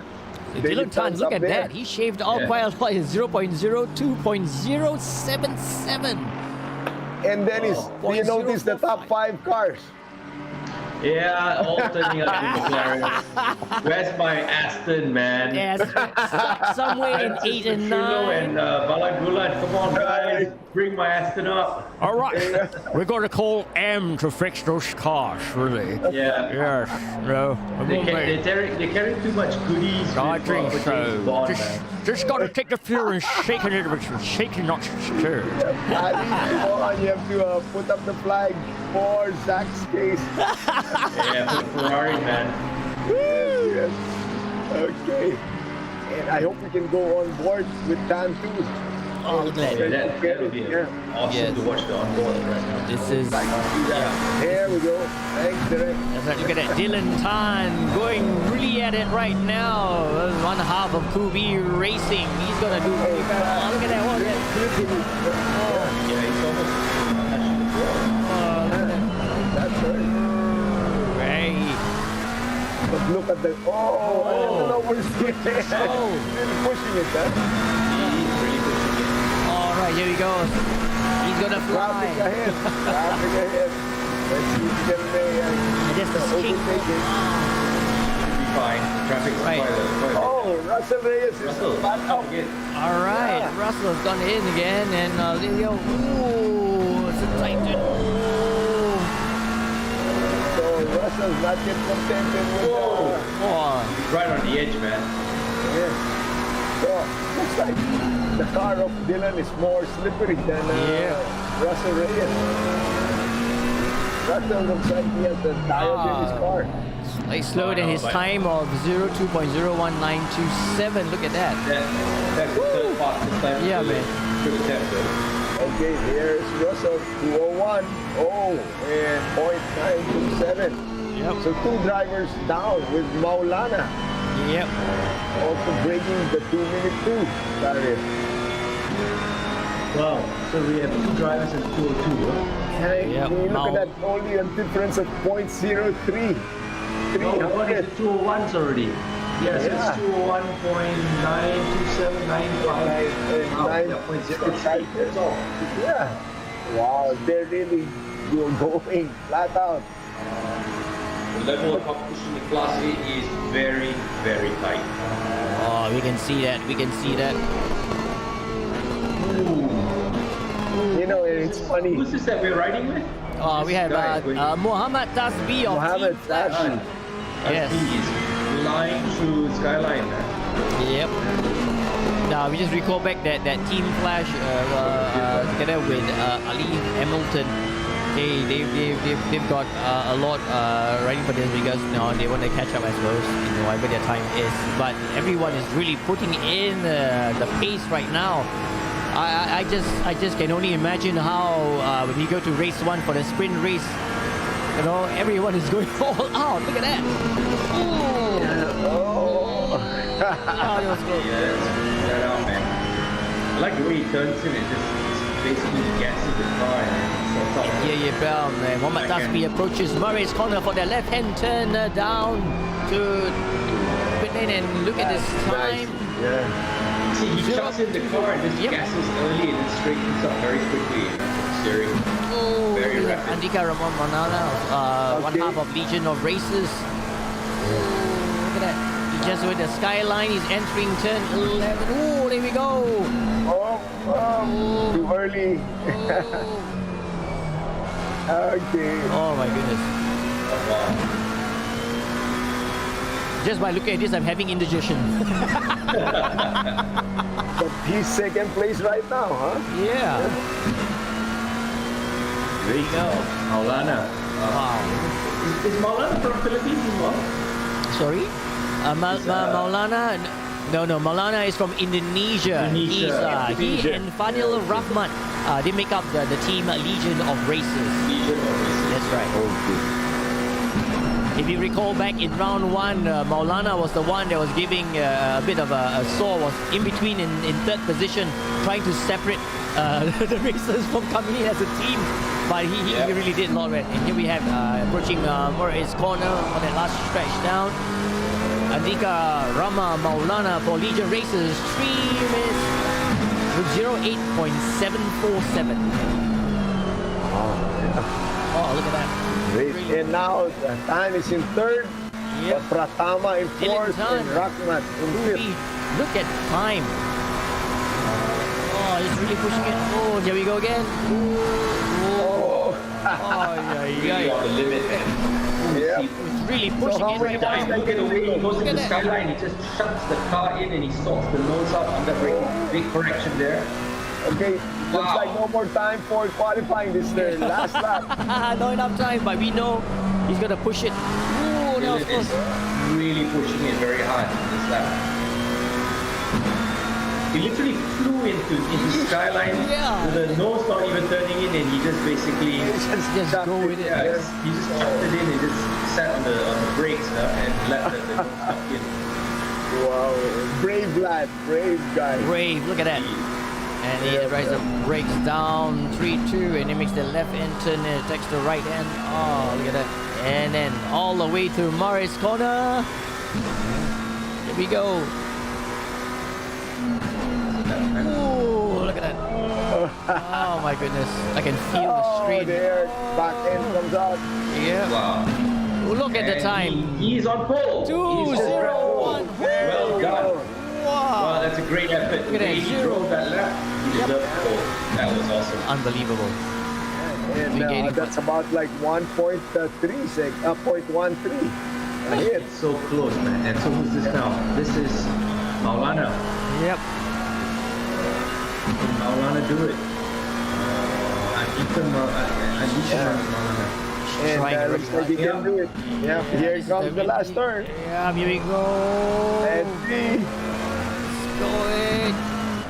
Section is Oh, second place. Missed Oh, it. just missed it. Oh Five my goodness. Brings down Russell Reyes. Yeah. Just missed it by 0.13 of a second, right? Or something. Yeah, man. Oh, What yeah, a race. That It's was amazing. exciting. Great one. Wow, that was a great one. Congratulations. Wow, Yeah. look at it. Dylan Look at it, Tan, yeah. pole, 2 minutes 01.797 with Maulana at 2 minutes 01.910, and Russell Reyes 2 minutes 01.927. It's gonna be a fast race, gentlemen. It's gonna be a fast race. And yes, Mike, your McLarens have taken the top 6.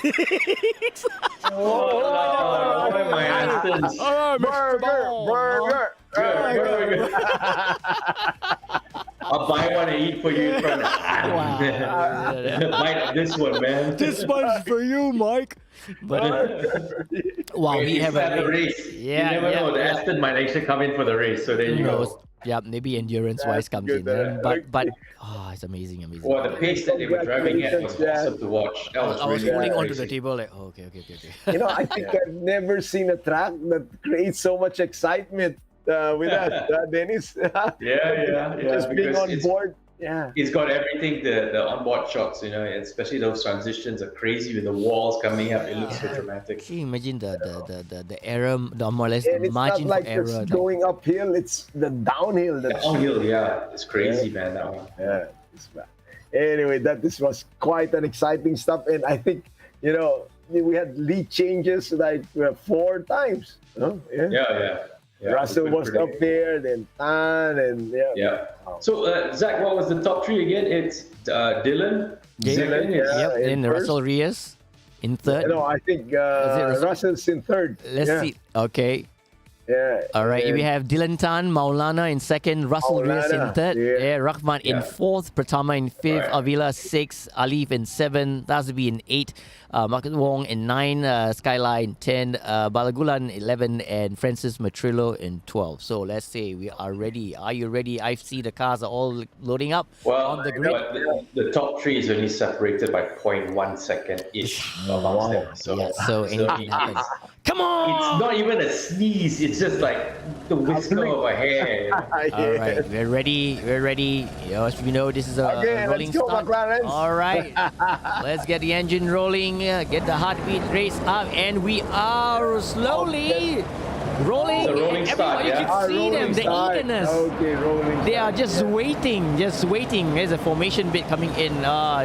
This is a scary bit when they go around the bend when everyone all hell breaks loose. Actually very well behaved in formation. Yeah, amazing, yeah. We're just waiting. You're waiting, I'm waiting. We can't wait any longer. Let's start the race, Hopper. And we are racing. Oh, here we go. There we go. Racing.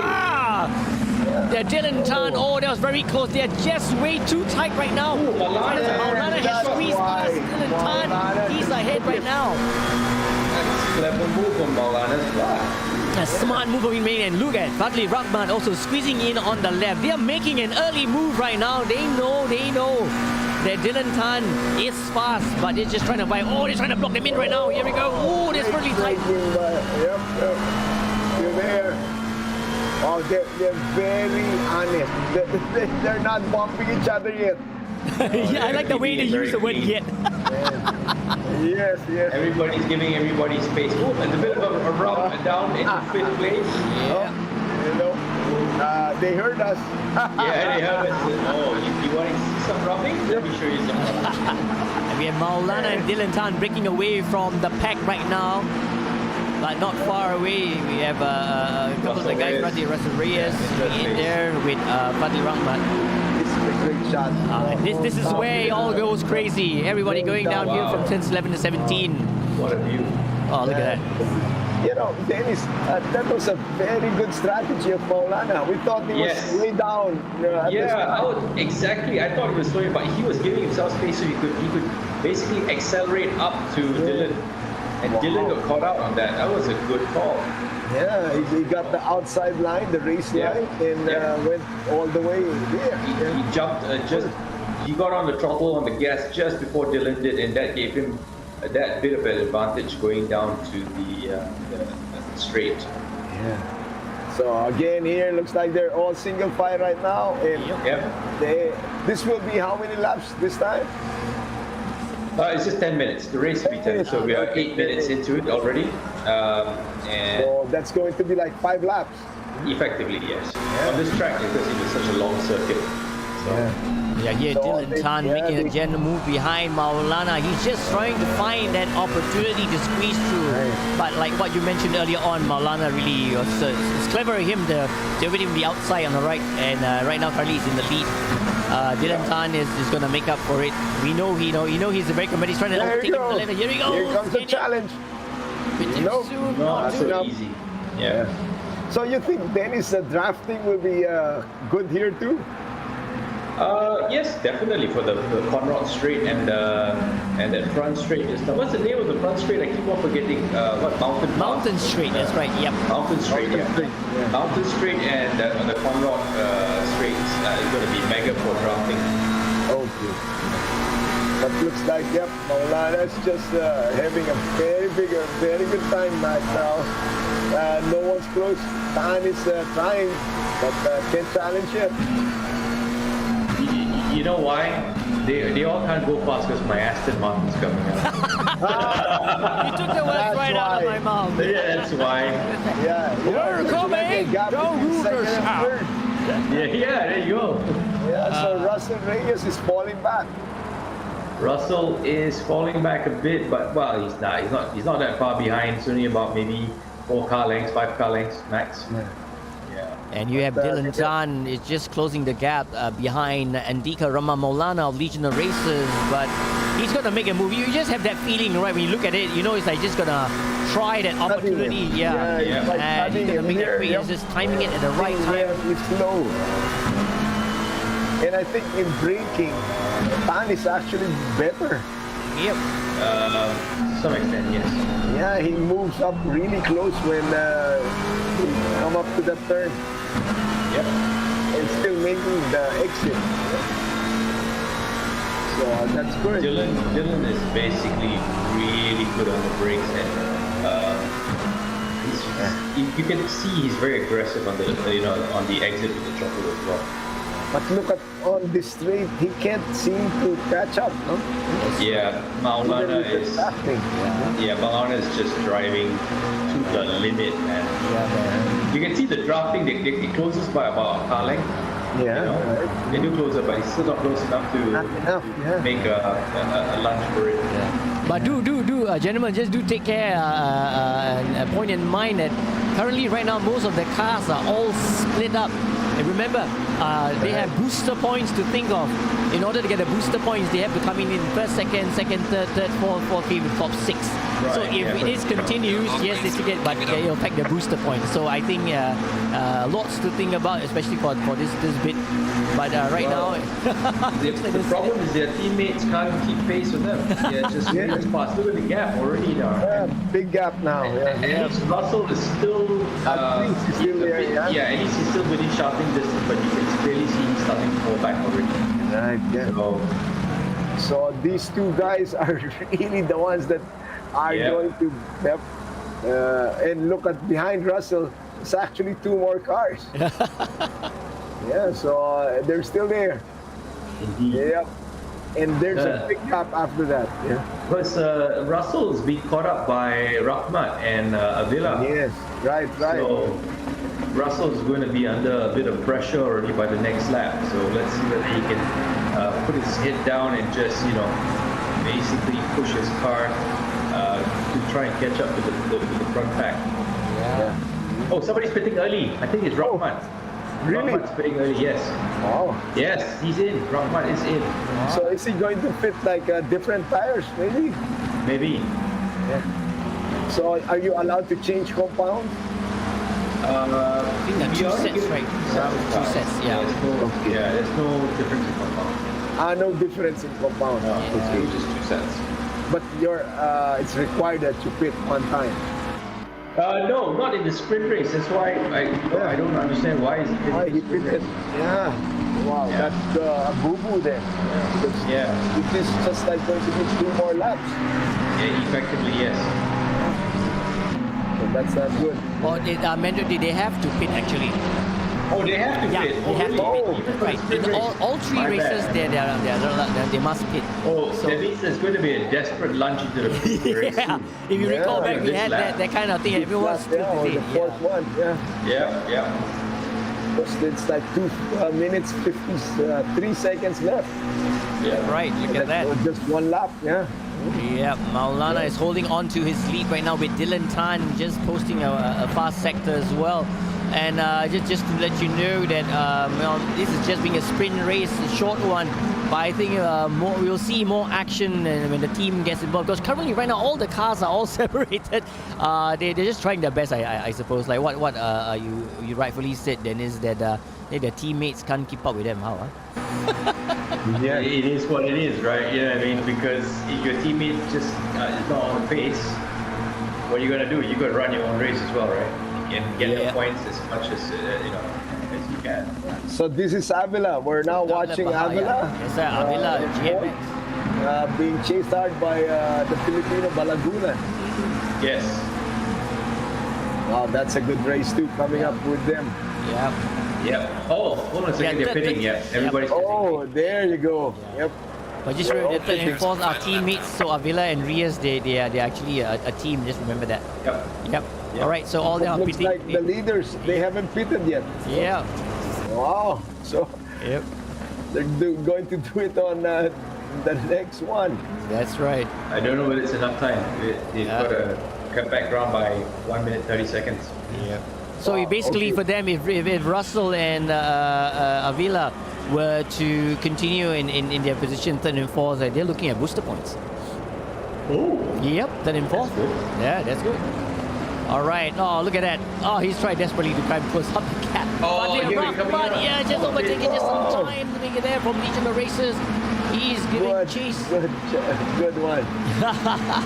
Hold on a second. Dylan has just gone ahead of it's still Maulana in front, I think. This is CFS. Yeah. Maulana's in front. Hasn't pitted yet. No, I don't think so. We're going to take a look at it right now. But it says Andika Rama Maulana. Yep, he's still there. Followed by Dylan Tan and Fadli Rahmat Russell Rias. So, yep. Rahmat made a good guys. He's third right now. Oh, yeah. Aha. This way, August. All right. Running the clock, we got 23 seconds more in race one. I think they're going all out right now. But whether or not. Yep. So basically, Rahmat needs to catch Dylan. Can he? Yeah, let's see. But Maulana is basically flat out already now. He's running to line. Yeah, he's going to really try very hard to. Okay, here's the battle with we're on board Dylan Tan. Because you understand Maulana and Fadil Rahmat, they're from Legion of Racers. So with Maulana in front, he's got Rahmat has to chase and to overtake Dylan Tan so that they can have a 1-2 win, which will entitle them to the booster points. But Dylan Tan right now is right in the center, so I think he's going to have a bit of difficulty trying to overtake him. But right now, Rahmat is really trying really hard. And we have Russell Rias and Avila in fourth and fifth. They get booster points too. Awesome. Yeah. But, you know, catching up is one thing, overtaking is another. I know. That's right. Let's finish the race. Let's finish the race. Finish. Maulana. Here we are. He's coming up to the start finish, right? Oh, okay. Is that over? It's there.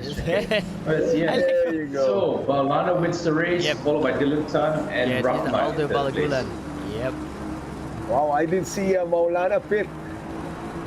But he must have, no? Yep. And as it stands right now, I want to say this way. It sounds like I'm biased, but thanks to Dylan Tan, well, we have the boys from LRR. They get no booster points to get the first and third.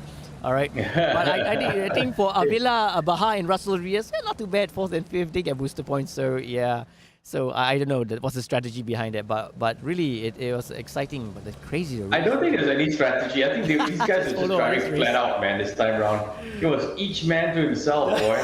If you're nearby, let's go for it. If not, then not. Yeah, man. Yeah, but yeah.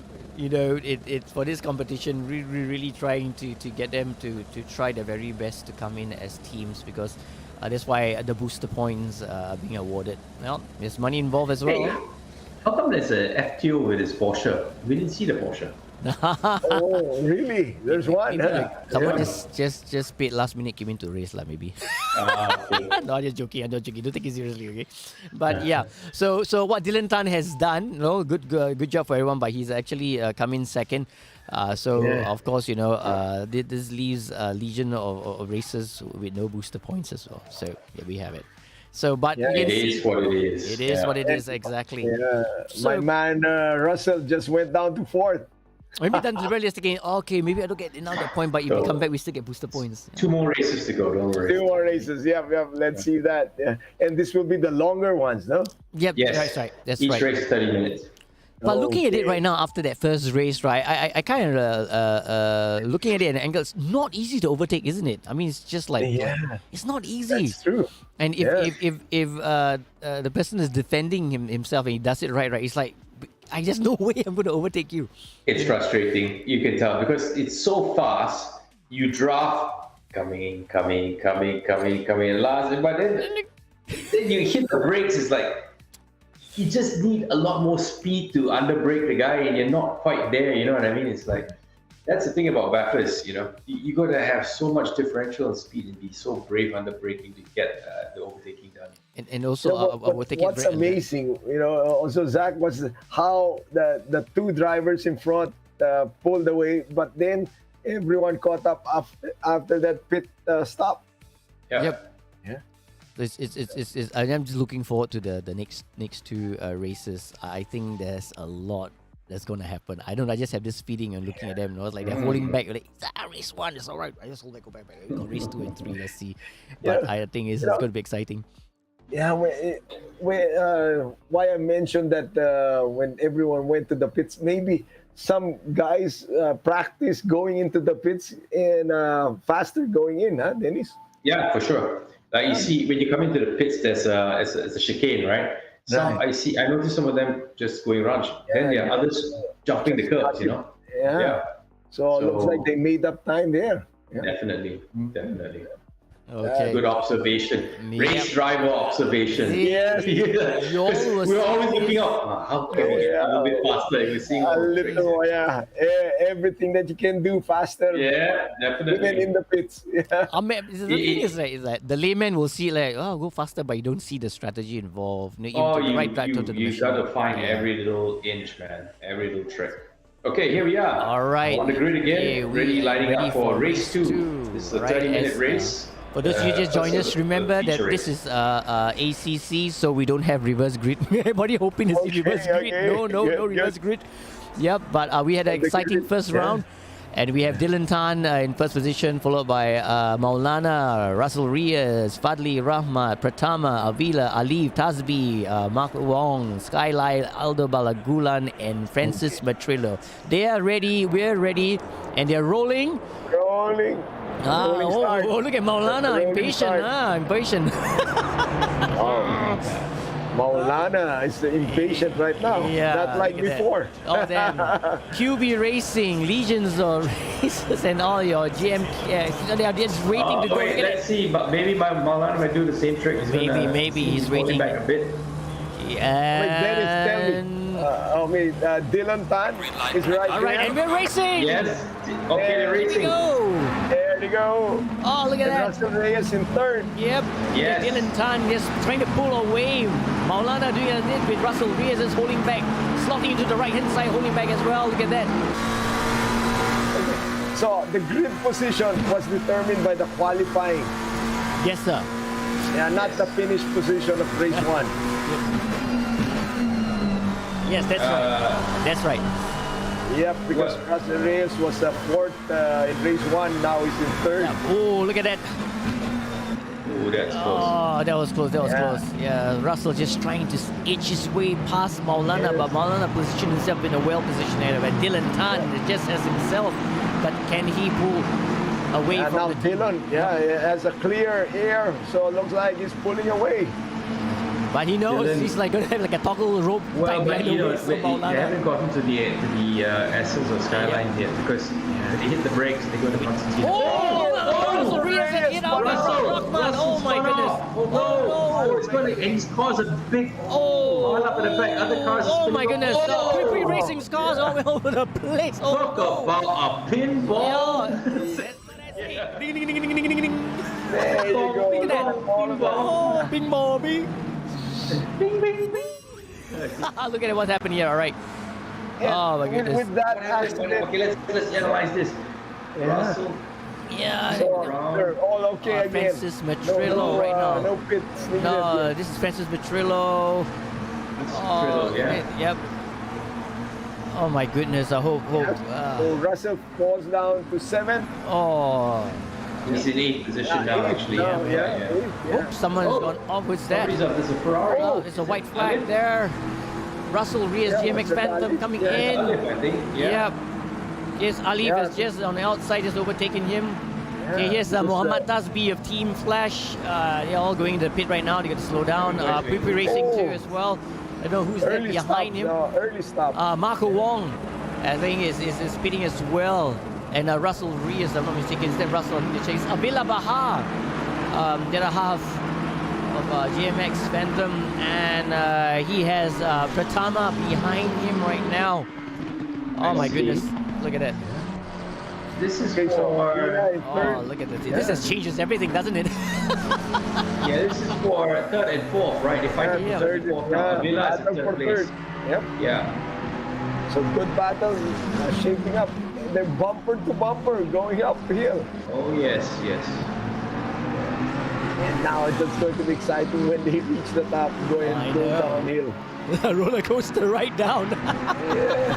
Oh, this is a very very tight fight now. Yes, it is. This is a Now big let's see if kicker. we're going to see some overtaking. There is. Yeah. Ooh, here we go. There you First go. turning. It's very close to Pratama's the wall. really closing up on him. Baha. Oh. Oh, Like yeah, the tail stepping switching. out down there. Quick Yeah. correction. Oh, he's On a just bit of really a- pouring it. Yeah. Yeah. Okay, here they come. I think Down 100 Yeah, straight right just, now. yeah, it's so close, man. Okay, look, let's see the drafting down on Conrad Straight. Whether Still 2-5. Pratama can catch up with Avila.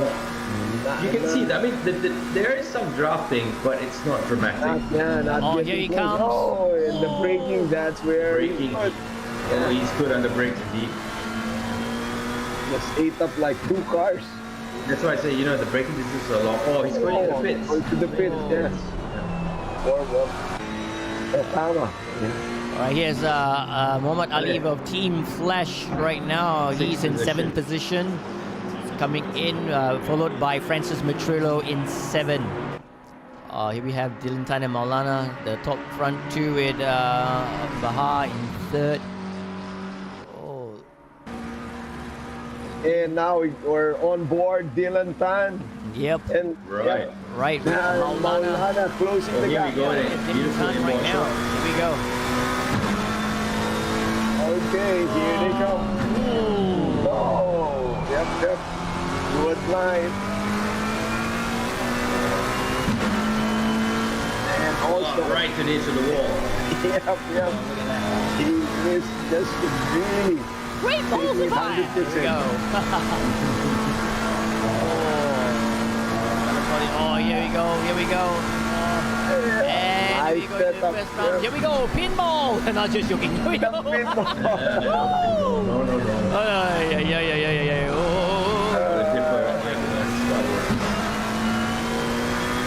And the speed is going 174, 40. That's awesome. Oh my goodness. Even gear 2. Really going for it. Here we go down. He's going to fly down Conrad straight. Okay, let's see the top speed here. 224, Yeah. 30, 240, 253. My goodness. Yep. It's flying right now. Give him wings, man. 267, 270. Unbelievable. It's going crazier. Whoa, here we go now. Yeah, Whoa. 270 plus. My goodness, look at the speed. Yeah, 270 plus.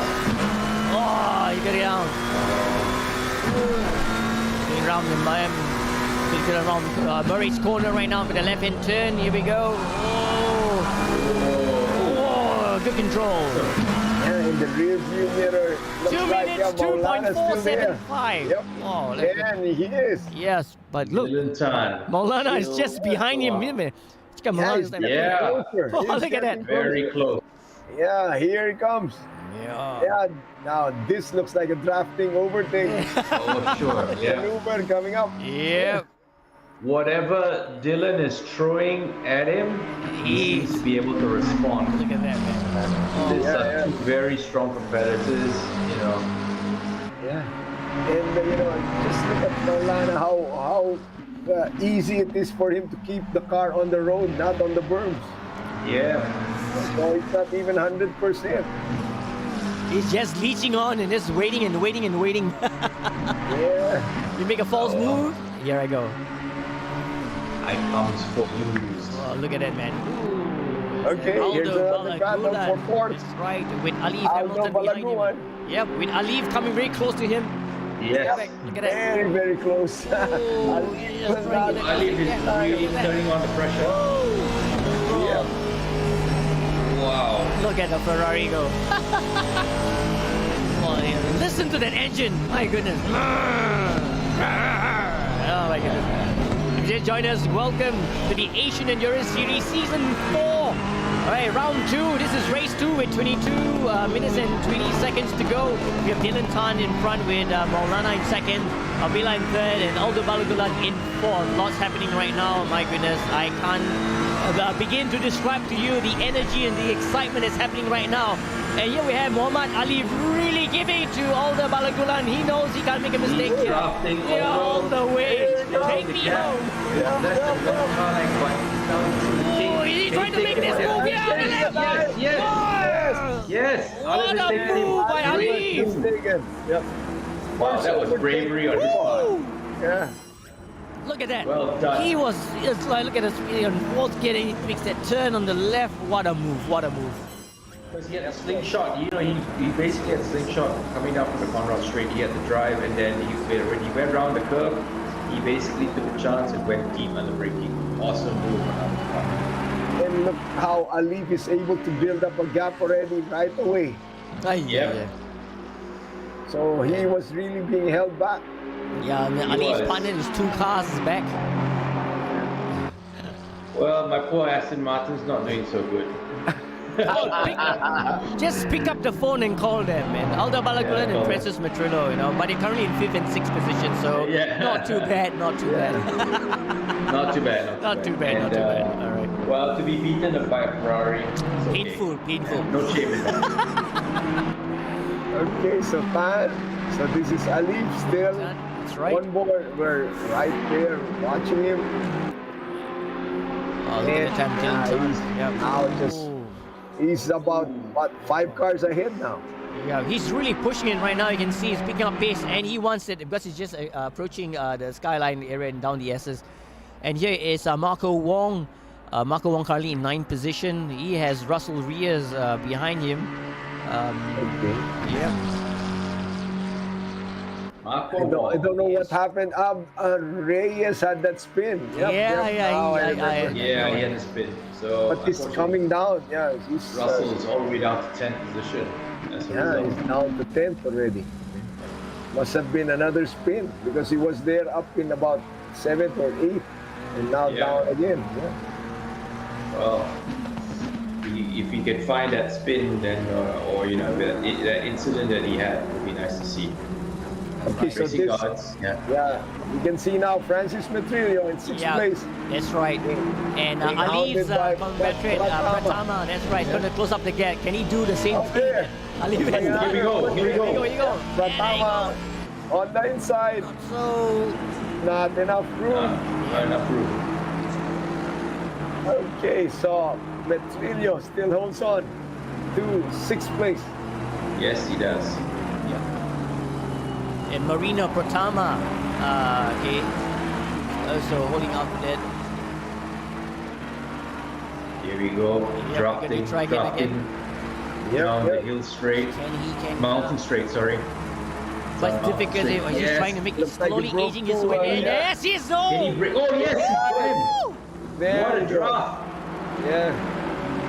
What a drop! Yep. Pratama ahead of Matrillo now. Oh, that is actually the correction. That's actually Tasbi. Oh, Tasbi. Yeah, Tasbi. Yeah. Whoa, something hits in the side of the wall. Who was that? Ooh. Oh, really? Yep.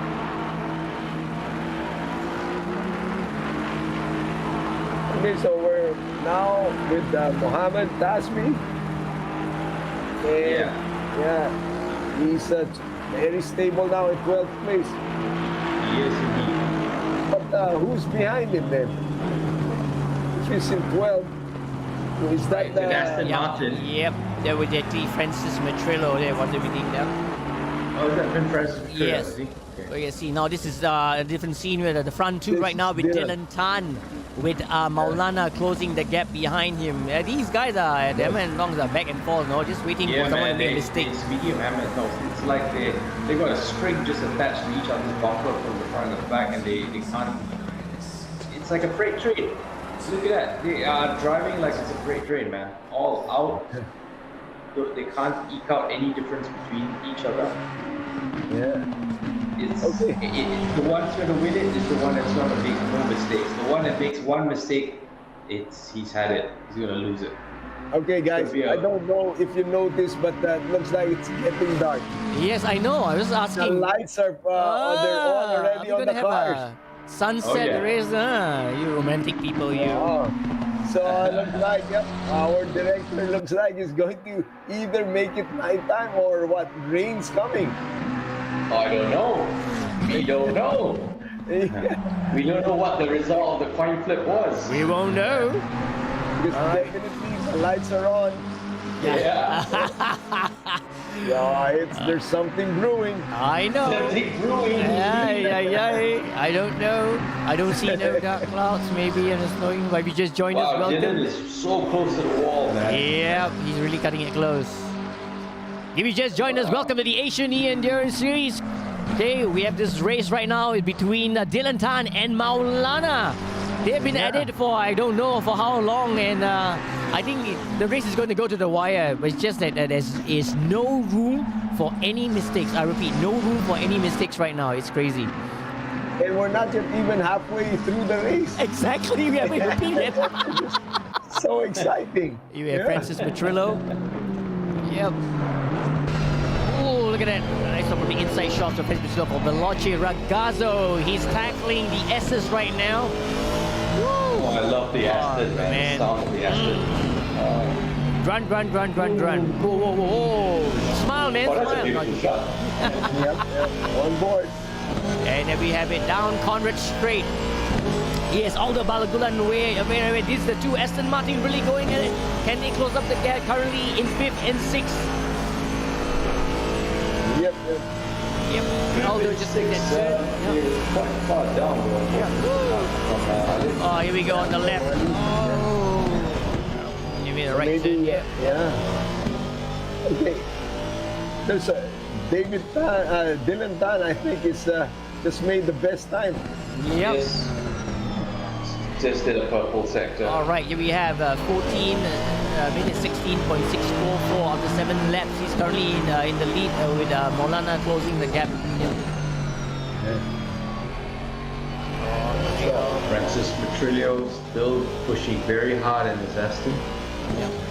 But I don't see any rain clouds yet. Not I yet. see clouds, but they don't look like rain clouds to me.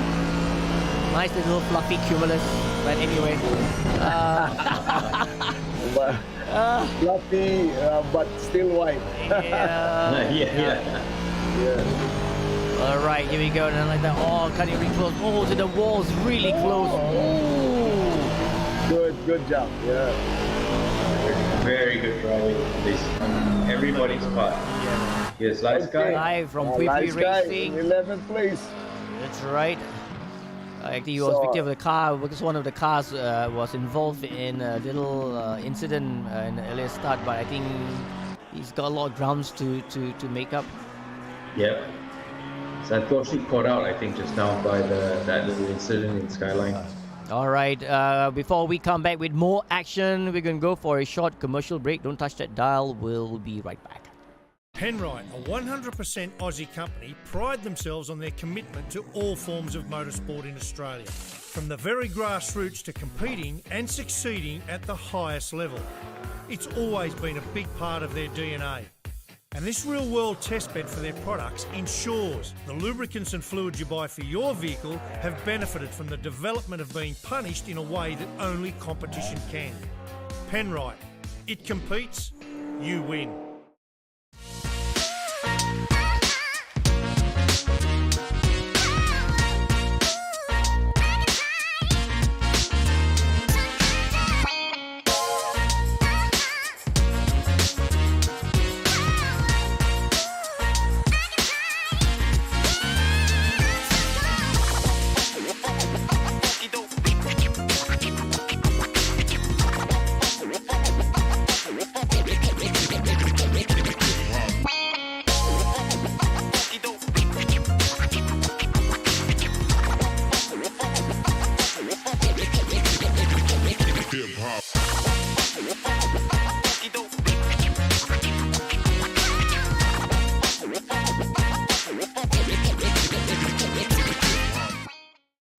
You're watching Asian Endurance Series Season 4 Round 2 Race 2.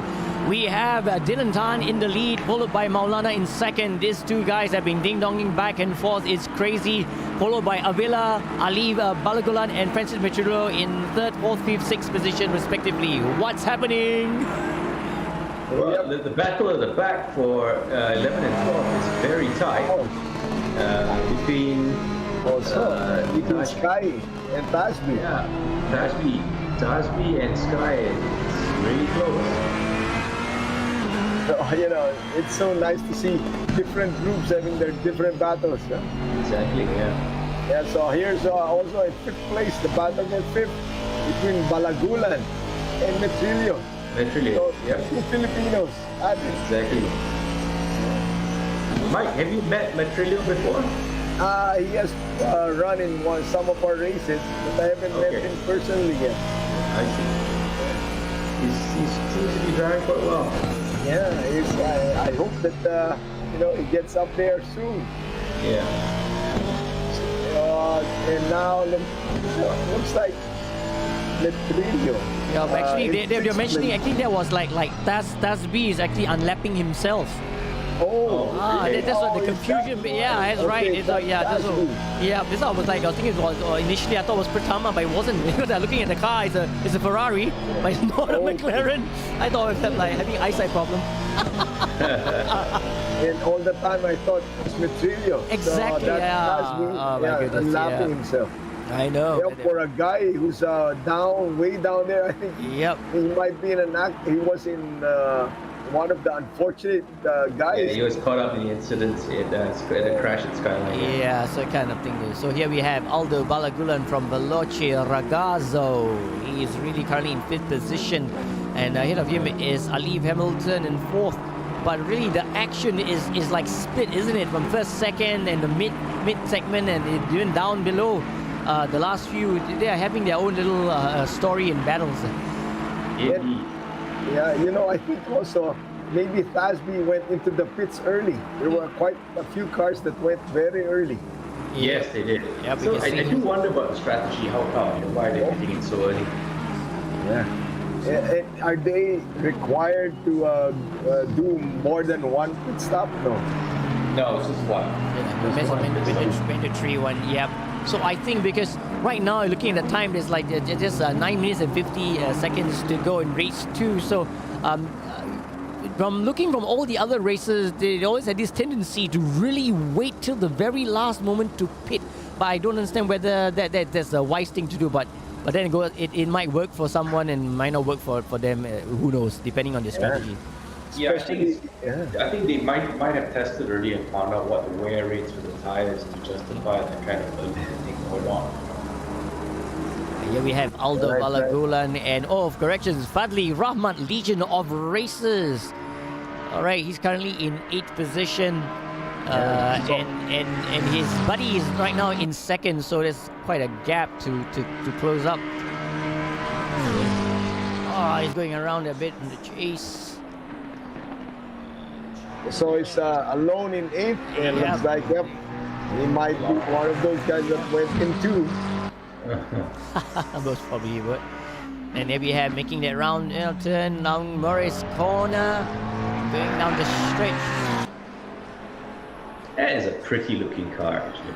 Pretty, isn't I just like it's the purple scheme with the Mercury sticker. When I was racing, I was sponsored by Motul for their lubricants in the Le Mans race, so that's a good brand. Yeah. Great. Okay, so it looks like we have 8 minutes 22. Looks like just a few more seconds. And how do we know if they pitted already? We got to guess, I think. Oh, is it the ones with the color, right? And with the color one. Okay. Yep. Yes. So the ones with the green have yet to fit, or the ones with the yellows have yet to fit. Oh, okay. Good. So those that are green have pitted, and those who are not green have not pitted yet. Yeah. So we half have the grid is pitted already. That's right, half of it. So Matrillo, Balagulan, Ali, Avila, Maulana and Dylan Tan have not pitted yet. So this is very interesting to watch because we only got 7 minutes 40 seconds left in race 2. Most of them have completed 10 laps, minus Tasbi. But you know, this is where I was pointing out what's going on in your mind right now. When's the best time to pit or not to pit? It's crazy. It depends on your tire wear. That's the question. So I wouldn't really know unless I've already tested and know for a fact that the tire wears out, whether early or slowly. Then you have to make a decision on whether to pit early or not. I see. So here we have Maulana. It's like, oh my god, it feels like it's like a belt behind Dylan Tan. You go, I go. Yeah, this is. Oh, this is serious. Yeah, look at that. Just look at that. The purple now is being held by Russell Reyes. Yep. Oh, yeah. So he did the best time now so far. Yeah, buddy. You guys reckon we have a night race soon? Will have to really move up. I know he's trying his best, but because of that slight miscue. Yeah, unfortunately, luck was not on his side. Whether it's luck or is it a self-spin, he looked like he wasn't tapped. I think he lost it on himself going into the skyline. So. Yeah, I think it was just going too fast in that pinball corner. Exactly. Like Zach christened it, pinball corner. Yeah. Pinball corner, yeah. Hey, I've got the time for Russell Reyes. He has the fastest lap of 2 minutes, 1.852 seconds. Wow. Yeah. Wow, that's quick. But That's so Russell like obviously qualifying has speed. pace. Yeah. So is he catching up with anyone with Wong in front in 9th place? No, unless we have the map and maybe we can just have a quick look at where everyone is in terms of orientation. Russell Reyes is 4th. Yep. And yes, he's closing behind Marco Wong. Definitely, there'll be something's going to happen down there. You see the rather close right there. And close, yep, indeed. yeah, you can see 4 and 5. And look at that, at 11, we have Francis Matrillo. Sorry, corrections, Aldo Balagulan. Right there, up there. Yep, it's been close. And 12 and 10, you have Francis Matrillo and Pratama. Look at that. So it's like all pairing up, aren't they?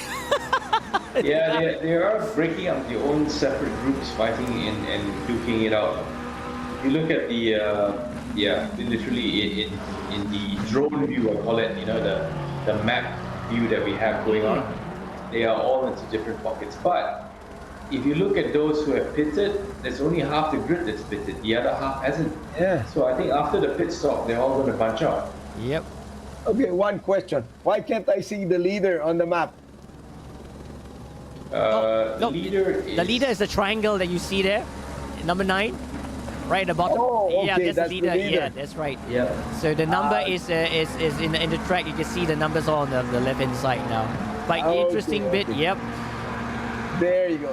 Yep. Okay, so those are car numbers then. Yeah. That's right. And just to let you know that Aldo Balagulan and Francis Matrillo, Veloce Ragazzo, they are separated by Pratama, who's currently in 6th.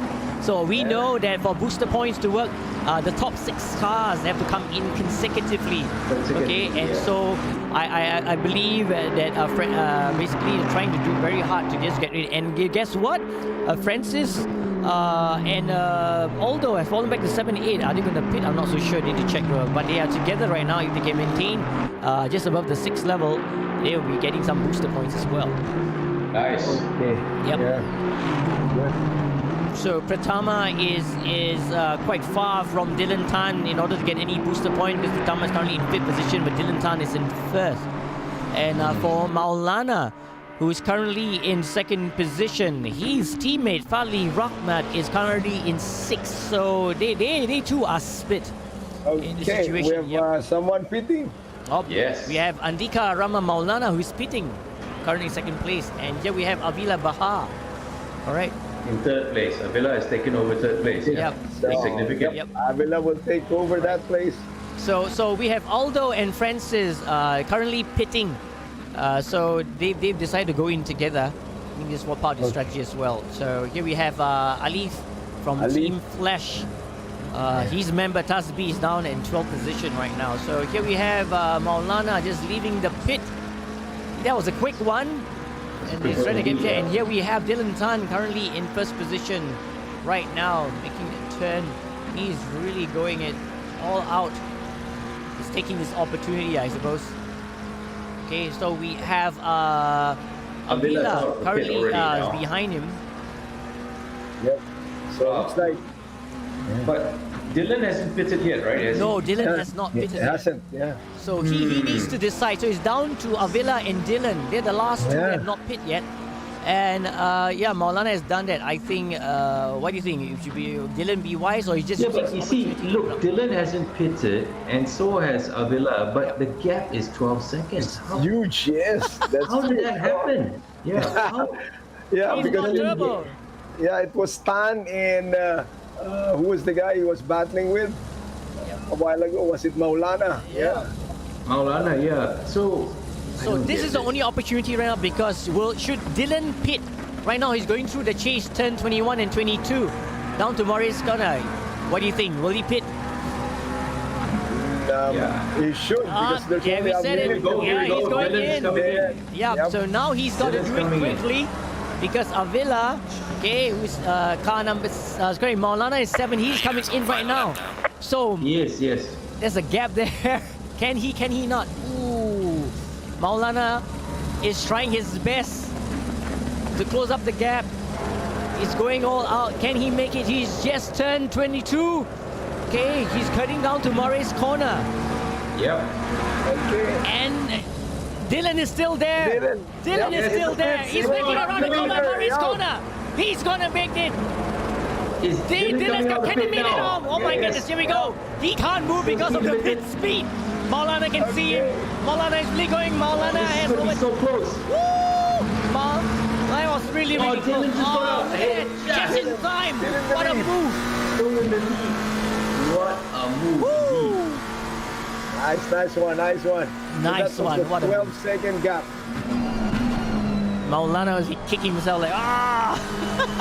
Man, what do I do? Catch up the guy in front of me. But look at it, it's still very close. Yeah. Oh, who's this, Ben Ming?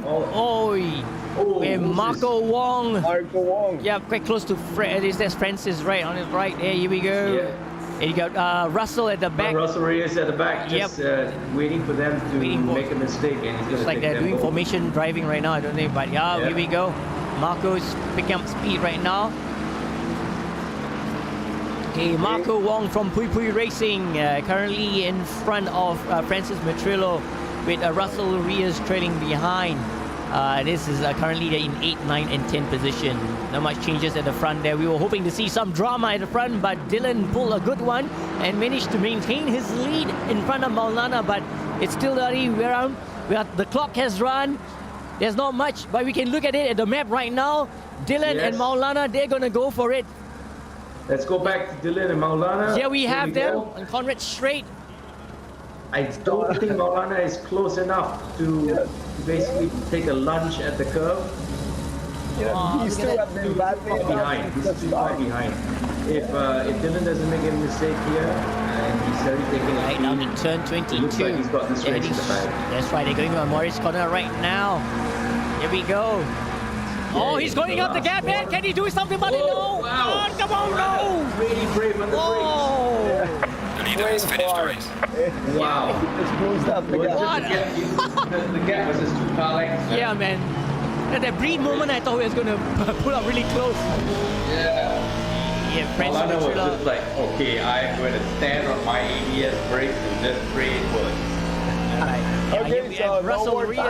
time. Yep. And let's see if Maulana will still be able to make it. No, I but the understand. race is over already. Russell is trying to overtake Lincoln, and he did it. He's overtaking, he's saying no. He's taking back. Yes. Yes, taking Look at it. it. Okay. Yes, well done.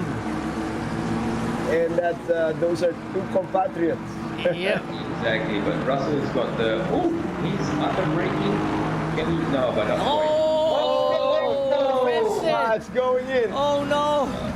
Oh, It's that good. was No close. one's behind them. yeah. that Yeah. was-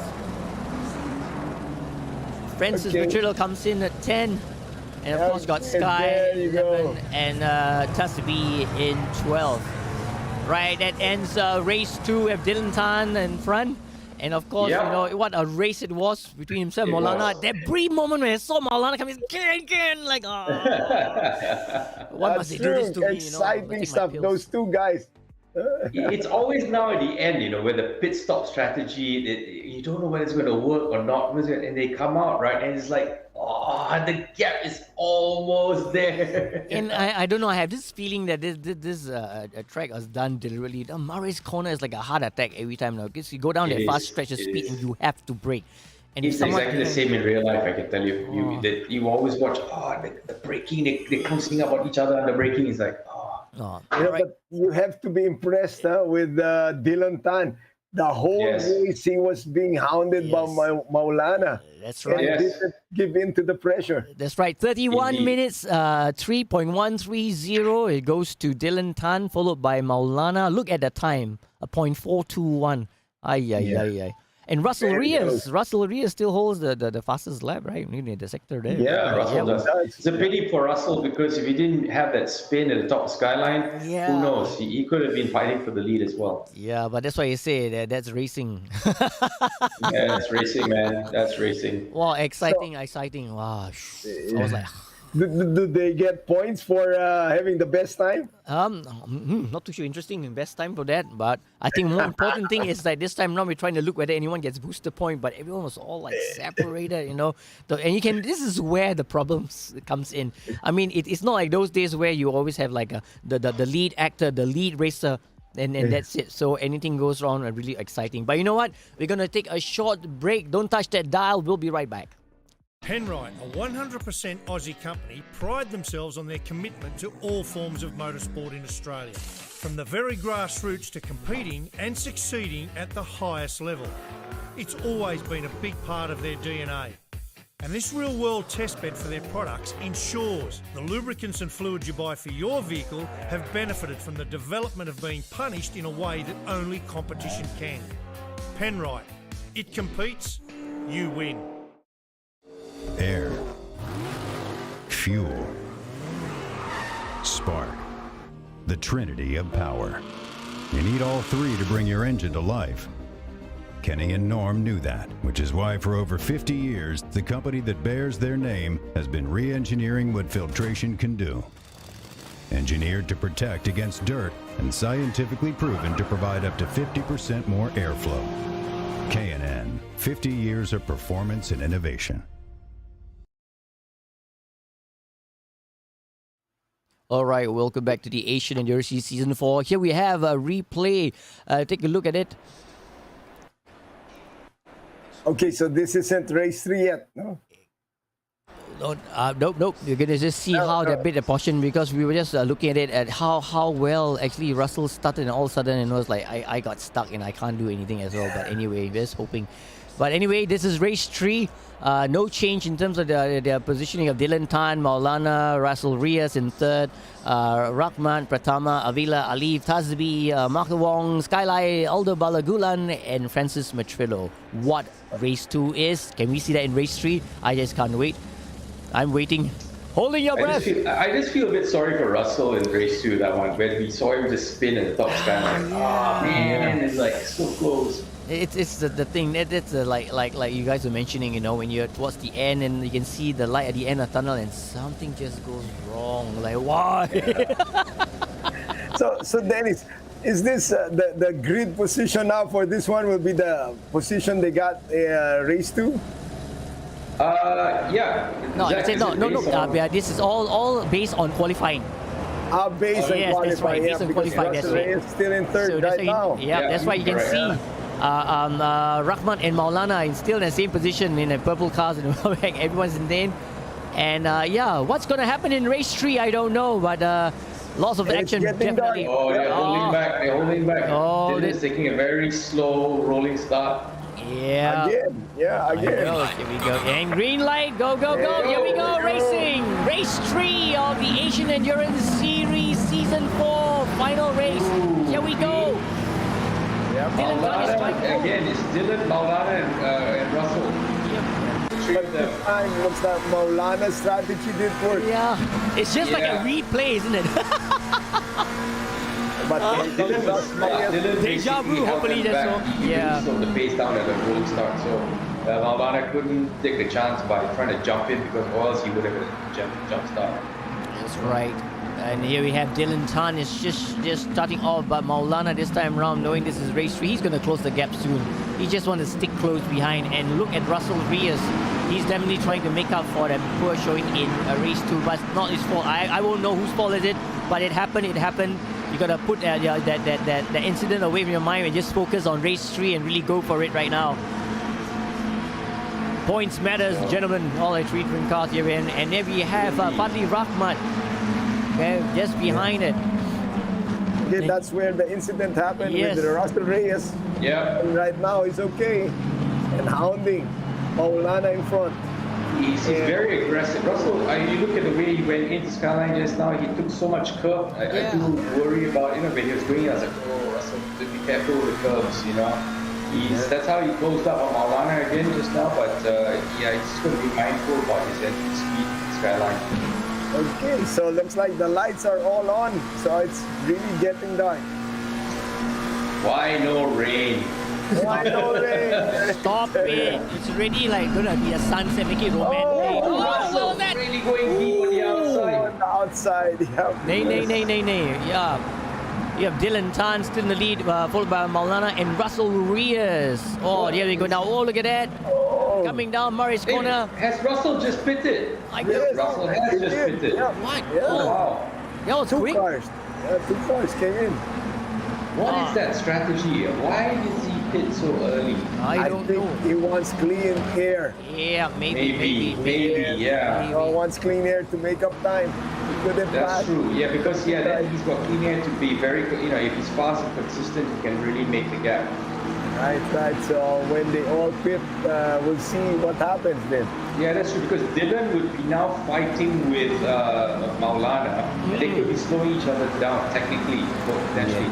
So if Russell is out there, he starts his early pit stop in the very early undercut, then he potentially has a lot of clean air, but then the pressure is on him to drive very consistently fast laps. And also come up behind those back markers. That's true. So the problem is, if he has a 10 seconds gap, he will take quite a while to catch up to the back markers. The thing is, if you can overtake the back markers quickly, then you will have an advantage. But if you can't, then it's going to be a drawback. So let's see what the strategy pans out for. All right, everyone just going down. The S's right now. This is where we had an incident much earlier on, but I think these guys have learned their lesson and they're really trying going. And they are going to be fighting with Tasbi. Tasbi is, I think, desperate to make up for that poor showing in race 2. Oh, somebody's got... almost. I think it was... Yeah. That Ferrari. It was a Ferrari. Well, Tasbi has the Pui Pui Racing team on his left right now. With Marco Wong and Sky Lies. No, being escorted, is he? But anyway, here we go. Whoa! Tasbi had a bad exit coming out of the dip. There's the dive. Dive on the inside. Oh, not quite. Okay. So Tasbi still in 7th place. Currently in 6th position. Lost out. Yeah, but I think now he's pushed back down, right? Because Marco Wong and Sky Lies are in front. Correct. Yeah, so Tasbi has lost out big time. He's gone to 7th now. All right. Yeah. Okay. Oh, look at it. What's here we happening? go in the Dylan Tan and front. Maulana. Maulana thinks that can he make that move right now? Good battle. Wow, he's trying to make bumper that to move. bumper now. Oh, he's holding back. I don't know why he's doing that, but there's a reason I suppose he's doing that. Oh, he's slightly edging it a little bit, like maybe 1/3 of a car. There's really nothing Oh, between but them. Dylan says no. Okay, I so the think- right turn's coming up. Maulana has given Dylan space, but Nice of him. well, Here you go, take playing the it space. smart, I think. All right. Okay, looks like the Tan just escaped that challenge from Maulana. Yeah. And there's now a small gap between them. Well, hardly anything, to be honest, at this stage. Still And do you early, think, like I said. Dennis, if they come too close, would dirty air also have problems for their handling? Not so much on a GT car.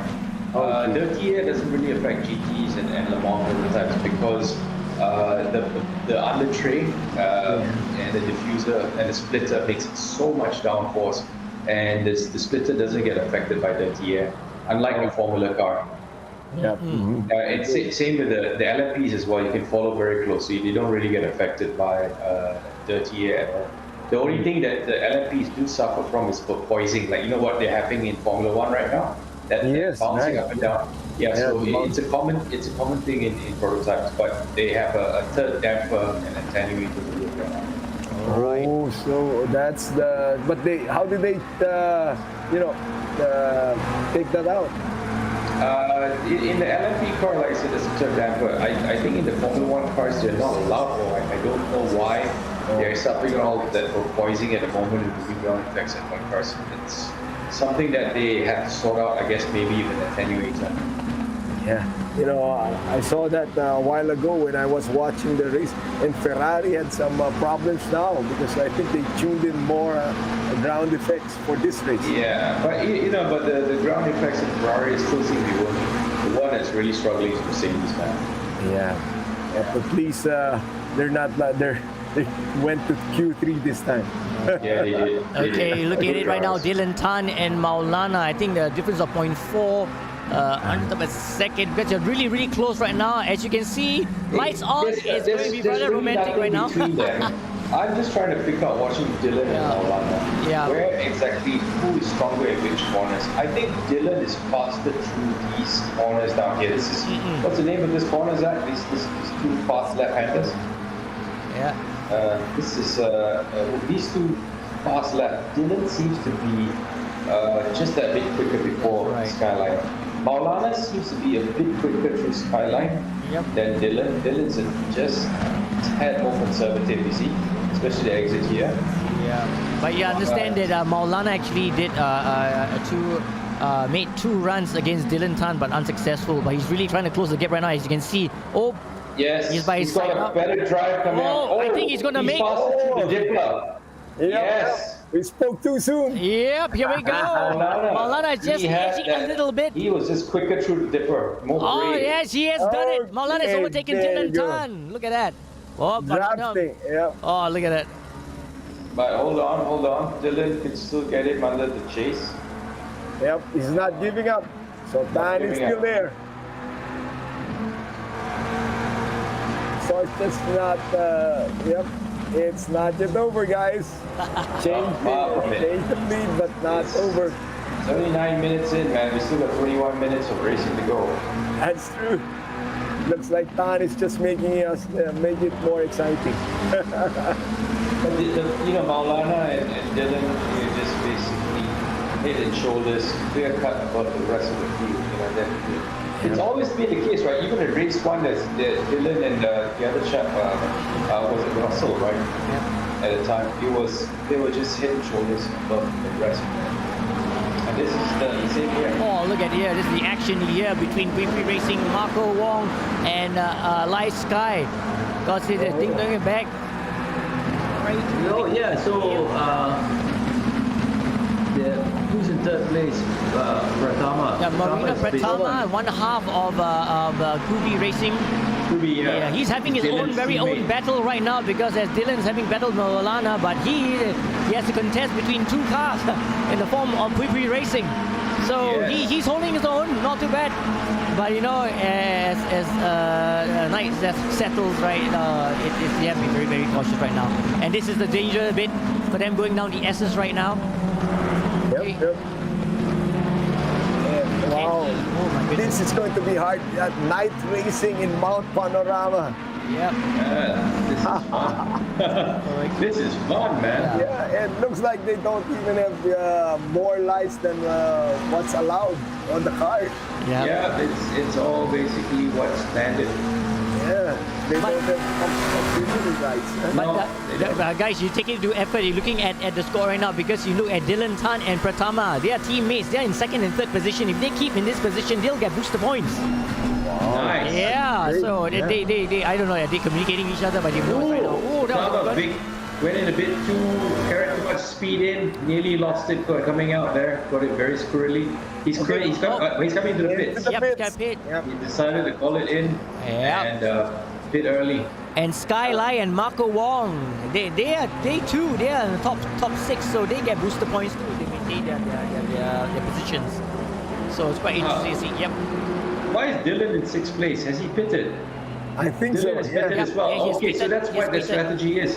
So Dylan and Pratama have coming together as teammates. Nice. Nice. Okay. Oh, there's the strategy going. Oh. And we have Russell Viers of GMX Phantom. Okay, his buddy Dylan's Avila coming out. Baha.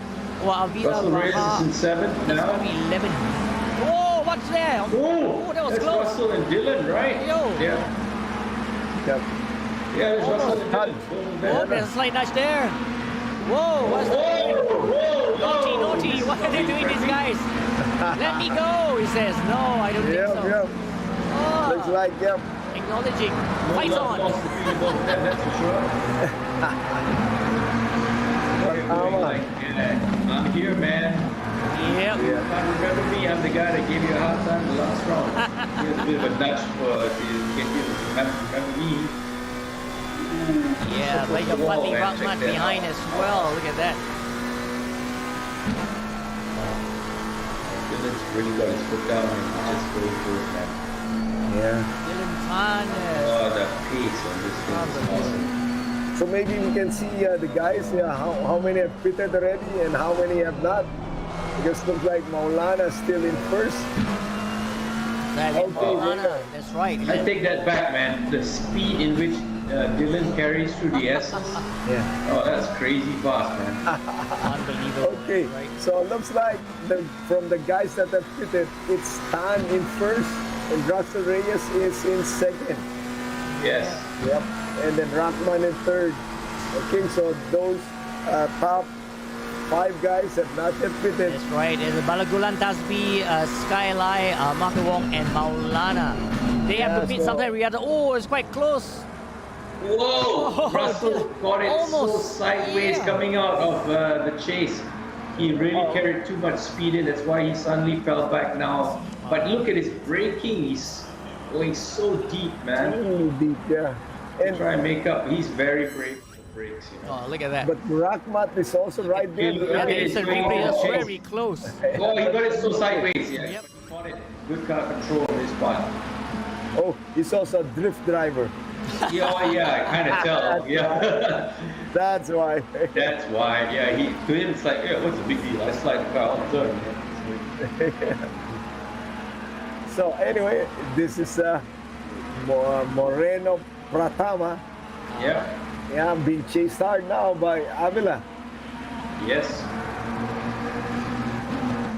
And it's not only Avila there, it looks like, yep, the last guy, that's Metrillo.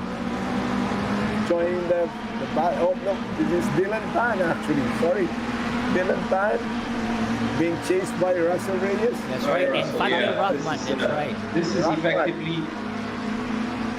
It's Dylan. It's Dylan in 5th at the moment, and Russell is just behind him. And this might be the battle for first because these are the 3 guys that have pitted already. Absolutely. Unless we This see bunch is Maulana. have already pitted. That's why. Yeah. Unless Maulana slots in between when he pits. Yeah. So yeah, I mean, but Maulana has posted a purple sector, so he's already set the fastest time. Yes. And if he can keep that consistency all the way out in front, Yeah, maybe he when might. he does his pit stop and he comes out, he could potentially come out ahead of Dylan. This Yes. is going to be very interesting again towards Yep. the end. And here you can see Dylan Tan is trying as much as he can. Okay, and Maulana might be getting ahead because they're looking at his timing because, okay, he look at Maulana. Is that Maulana, right? It's Andika Yeah, that's Rama Maulana Maulana all visions alone. of a race on his own. Yes, On my so- own. Well, he's got a clean track. Yep, that's the difference, right? And can he capitalize on something because Exactly. right now, Can he capitalize on it by setting really fast lines out there? He's Yeah. got fresh air. Let's see what happens. And you'd think that he'll lose already grip because it's been like 15 minutes into the race. Yeah, I don't know how tired he is like this thing. So this is we're just guessing here what the drivers know about the guys. Yeah. So it looks like Maulana is having problems with grip whatsoever because he just got the best time. Yep. Yeah, obviously he doesn't seem to have problems with grip. You're right, because he just set the purple sector again, right? I think so. He's definitely capitalizing on his fastest laps out in the open down there. All right, but you can see Russell Reyes is really pushing it. He's gonna want to close that gap Almost between into the himself. wall That's on right, the and exit. Dylan Tan. Yeah. And we know Russell is capable of some slight aggressive kind of when he wants something. But I guess that's the difference, you see. But again, it's a bit too early. But we'll see now as But going to the S's you see, here what happening. Rahman is closing down on them, So both Exactly. although Dylan and Russell are really pushing it, but look at Rahman, he's coming in, man. Yep, he's also really there. closing on Reyes from the back, yeah. Yep. But they're bumper to bumper. Dylan and Russell are really going at it. Yep. Look at them. It's a freight train, man. With the lights, everything, and effects. Yeah, exactly. Here in the virtual world, you see that their lights, they're not bothering us. Yeah, You look at them might be- straight on. All right, now Russell is trying to make that move. Can he make that look move at that. from the On the outside? No, outside. not two from the inside. No. Well done by Dylan Tan trying to do that defensive move to prevent Russell Reyes from overtaking him. Now they're heading down the stretch for Murray's corner to make their left hand. Oh, it was quite close, but didn't nudge them there. Nudge Dylan. Look Keep at an the three of eye. them. They've Yeah. really bounced out. Luckily, Rahman made a Awesome. maneuver. Yeah. Yeah, that was, I hope it wasn't a brake test. Huh? Brake test. Yeah, I already doing that. Oh, look at that. It was quite close, at really, for this that. replay. Again, Oh, it was Russell almost super instant. brave on the Oh, my brakes. So goodness. was Rahman. Oh, Yeah. Wow, they almost touched, but they didn't. That's great that driving was on very the close. part. Yeah. You guys, yeah. I think that's where Dylan Tan is not too good because we can see a lot of drivers move up to him on that last turn. No, but you see, you say that, but his exit, right, is better than the rest of them.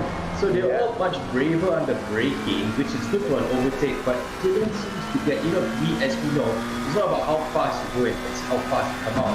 Dylan seems to come out of all the corners much faster than them. They are both of them, Russell and Rahman are definitely deeper and they carry a little bit more speed than Dylan into the corner, but Dylan comes out of the corner faster. Yeah, it's the give and take situation.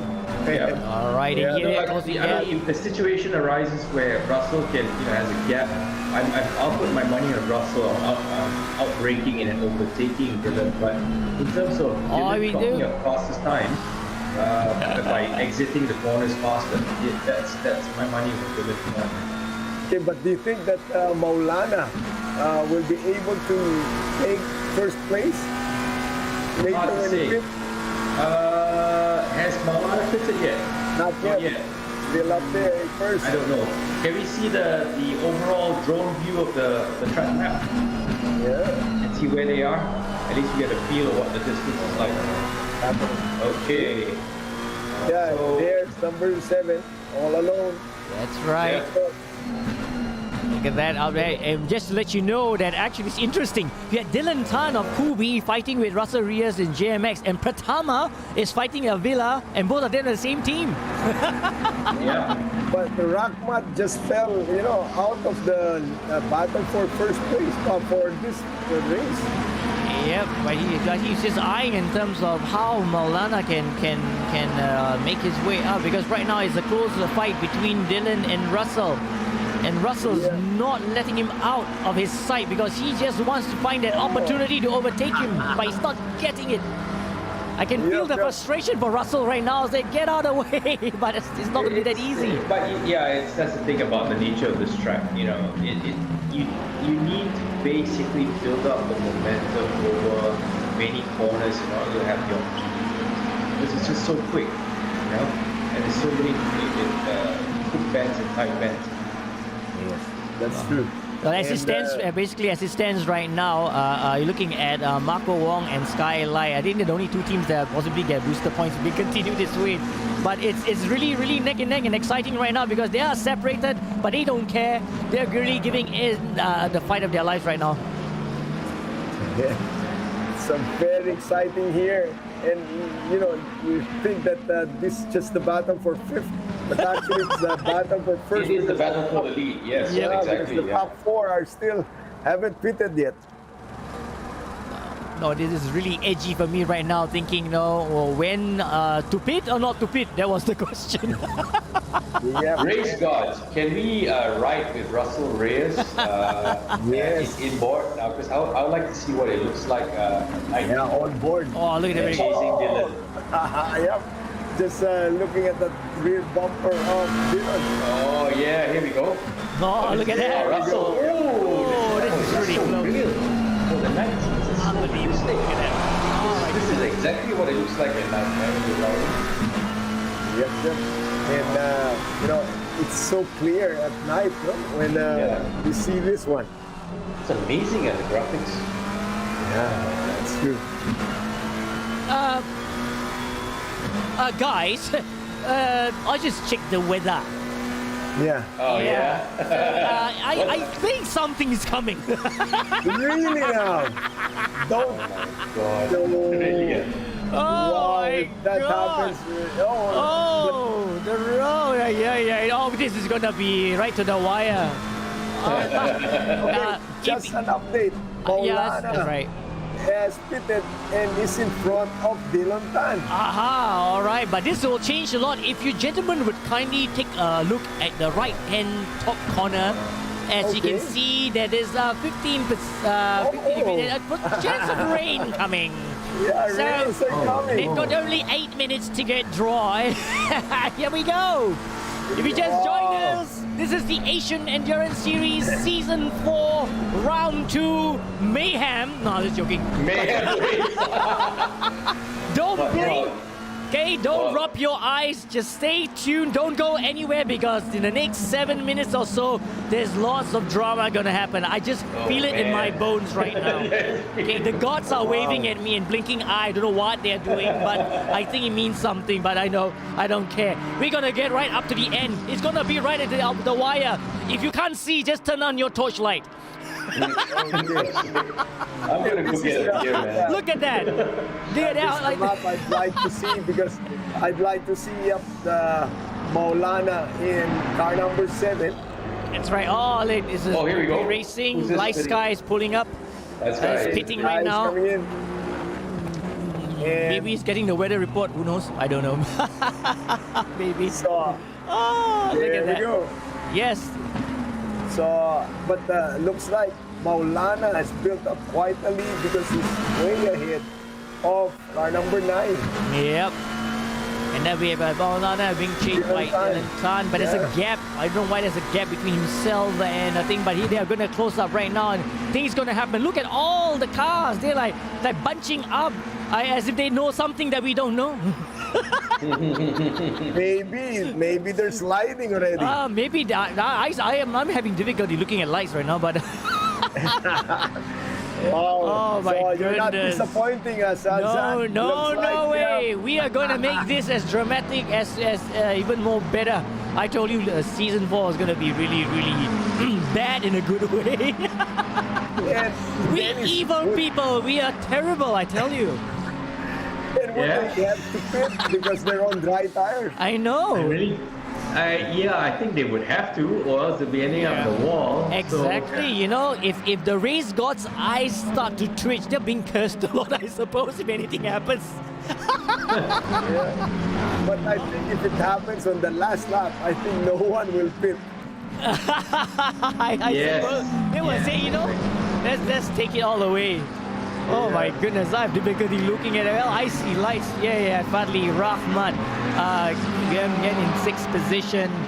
And see Ali behind Rahmat as well. Now, we just hope and look at the names of the cars itself because you can't hardly see anything at all. Oh my goodness. So I'm just watching. Okay, now number 7 and car number 9, right? Which is basically Dylan is car number Dylan 9. is car number 9. The one is that currently is in red right now.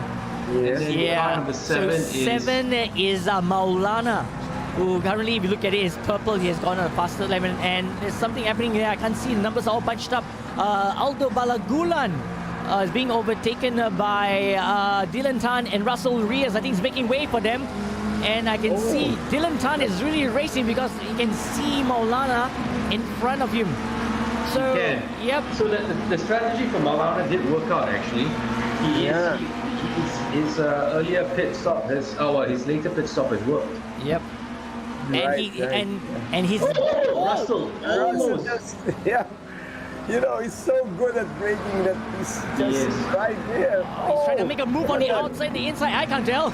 Always from the outside. Sorry. Here we go. Let's go on the on-board shot of Russell. Oh my goodness. Let's go on onboard, man. This is crazy, man. This is crazy. Look at lovely scenes from here, from the inside of Russell Reyes. He has Dylan Tan in front of him. Whoa, look at that. Oh my goodness. Dylan is under pressure. Dylan is really taking every inch of the road. Oh, now give it Russell Reyes saying again, I'm after you right now. And Dylan saying, get out my main, my six. No way, Jose. Let's push it to the wire. Whoa, that was close. Oh my goodness. I can't believe it's this dark and they're ready. I'm trying to overtake him. What a move! He's done it! Awesome! And he got it! Oh my goodness, this is crazy. What a move! That is...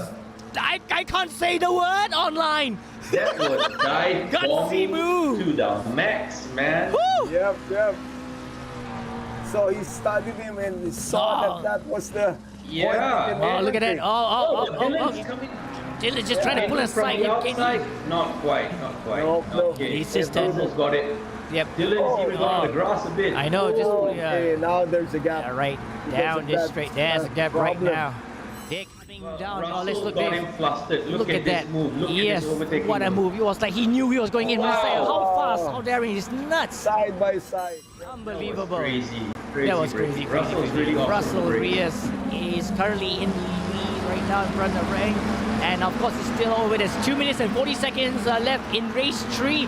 We promise you to the wire. I don't know. And when's the rain coming? When are the rains coming? Wait, we got to sing the song. It's raining, man. Hallelujah, it's raining, man. Okay, now I lost the word, but I don't know. It's coming. It's coming. We don't know. They've got the wind direction. Look, the wind is blowing quite slow at 1 kilometers per hour. I don't know. The breeze needs to build up though. If you just joined us, it's the last 2 minutes of race 3 of the Asian Endurance Series, season 4. It's mayhem, madness, and a bit of lighting issues, but it is okay. I can see a lot of action. Oh, I saw something. You see something? Sparks. Yeah, really? Sparks. Oh my goodness! I thought it was the reflection of raindrops from the lights. Look at that. Oh, too soon, huh? Get me all excited, man. Come on. It is Fadli Rahmat. Fadli Rahmat sees his buddy Maulana. So he's got Dylan Tan and Russell Reyes in front of him. These guys are really putting no stop. They're going all out. And Alif has gone up to 5th position ahead of Skyline and Marco Wong. Wow. Look at that. Something. Oh my goodness. Okay, so we have Maulana in the lead. Russell Reyes, Dylan Tan, Fadli Rahmat, and Alif in 5th. And of course, the two Skyline and Marco Wong. Now remember, top 6 gets booster points. So currently Sky is in 6th position, but Marco Wong is at 7. It won't work. He needs to overtake. Your leader is on the final lap now. Give it all you can. All right, you heard that. It's the final lap. Give it all you got. Yeah. How did Maulana give up such a big gap from the rest of them? Yeah. Really, that his strategy really worked well. That did really well. Yeah. All right. Lots of action here. Oh my goodness, we are going to take you to the wire. That's a guarantee because right now we are driving in total darkness with lights on, and that's about it. All right. Let's drive with Dylan. Dylan. All of them. Someone's going to make a move there. It's Pratama. Okay, it's Tasbi, was it? Pratama. Yeah, Pratama. Yeah. Right. In the Okay, McLaren. Marino, Pratama. And still, maybe not. Let's take a quick look right now. We have Maulana. Where is he? This is Marino. This is Mohammad Tasbi. Sorry, Tasbi. Tasbi is overtaking him in the Ferrari, yes. All right. Okay. Well done.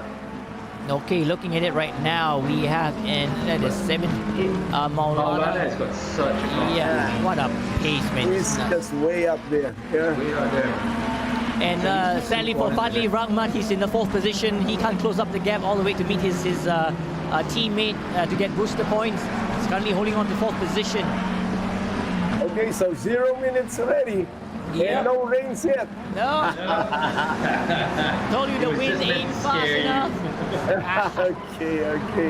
Yeah. Yep. No dramas. Okay. You know how so Australian looks like weather is. Maulana is heading for the finish line. That's right, coming down. Milana is going down in the case to turn 21 and to 22. He's heading straight down to Murray's corner for turn 23. Last turn. He's gonna make that left-hand turn. He's gonna bring in time. Here we have Andika Maulana from the Legion of Racers taking the checkered flag. Great race, man. Great strategy, What a race great with Russell Reyes coming to close second and Dylan Tutt. What a move from Dylan. Well again in Fadli Rahmat. Woo! Right. Wow, Rafa did, and Alif is in 5th with Yep. a Ferrari. And Marco Wong and Skyline, they just missed 6th position to get a booster point. And here And we I have don't Mohammad see any Tasmi. Aston Martins anywhere. Aston Martin is in 11 and 12. Sorry. Yeah, man. Burgers. All my predictions didn't work out today. Yeah. Yeah, Johnny. I guess I hope people burgers. Okay. And yeah, Wow. comes the Aston Martins. Oh, here we in go. 10 and 11 respectively. And then Oh my Veloce Ragazzo. But what a race this has been. It is crazy. We promise you.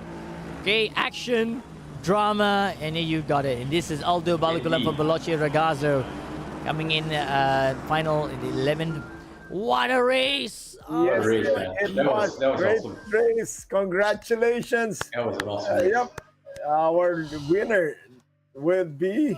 oh my goodness. Yeah. So now after Wait, we take who off will be the our- winner? I'll I take guess off- Dylan would be the overall benefactor from this Okay, weekend's race. yeah. Okay, we see we're tabulating the scores right now. But look at that. Here we have Maulana in 1st position, followed by Russell Reyes and Dylan Tan. Maulana did in 31 minutes, 6.540 seconds. Maulana also has the fastest lap. So Yeah. look, it's amazing. That move by Russell Reyes is like Yeah. Move of the day, that's for sure for me. Russell's move was going to the dipper was awesome. You definitely tell it got Dylan by surprise because Dylan wanted to turn it, but he froze. You know, He froze because I was like, he's oh man. Where did that car come from? Where do you go? Like, it's Yeah. just crazy, but what a move, really. I think it was crazy. I think all 3 races had his plus points. What was your favorite race? Definitely the last race for me. Mike? Yes, Likewise? yes, I think so too. That and also the strategy, that early pit stop versus late one. Looks like Maulana did the right one. Yep. Yeah, that Milana's strategy was amazing. How did he get such a gap? Because usually, in all the races we've seen so far, whichever the strategy they worked out with an earlier pit stop or a later pit stop, the gaps when they come out was always It's very close, right? Yeah. But this time it was like when Maulana came out, we're like, where's this guy? How did he just disappear in front? Yeah. He was clearly, even by the end, he was like 3-4 corners ahead of them. Exactly. When we saw him coming out of the pit lane as well, he had nothing in front of him, and there he went, and it worked perfectly for him, and kudos to him, man, for doing what I the think race. one of the telltales was the fact that he was setting purple after purple. He set a couple of purple laps, right? Yeah. So And doesn't have he much was that his really car is purple also, but it's right. Yeah. All right, but we come to the end of round 2 of the Asian Endurance Series Season 4. What a race it was. We promised you, and you got it right here. But do remember to join us for round 3 as we will be heading to Brands Hatch Circuit. Now, registration periods from the 15th of April and closes on the 20th of April. So don't forget to mark that down on your calendar. Now, of course, before we sign off, we would like to thank all of our sponsors, Penrite, The Brake Shop, K&N and Motivation Accessories, and not forgetting MSS Motorsports Singapore for sanctioning this race.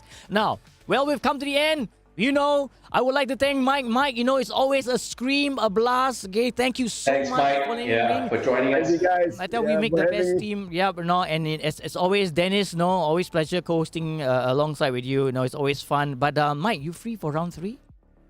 What's that again? Are you free Are you for free round for 3? round 3? Yes, All right. I'm confirming that. Yeah. All right, we have. Well, thank you so much. I thank you for all the fans on behalf. You know, thank you for coming and all that stuff. But of course, no. In the meantime, for all our participants, just keep practicing. And for our followers, thank you for your support. And we'll see you all on the 24th of April for more action and excitement as we head to Brands Hatch for round 3 of season 4 of the Asian Endurance Series. On behalf of Dennis and Mike, stay safe, healthy, and we all see you soon. Goodbye. Congratulations to the winners. Woohoo! Yeah.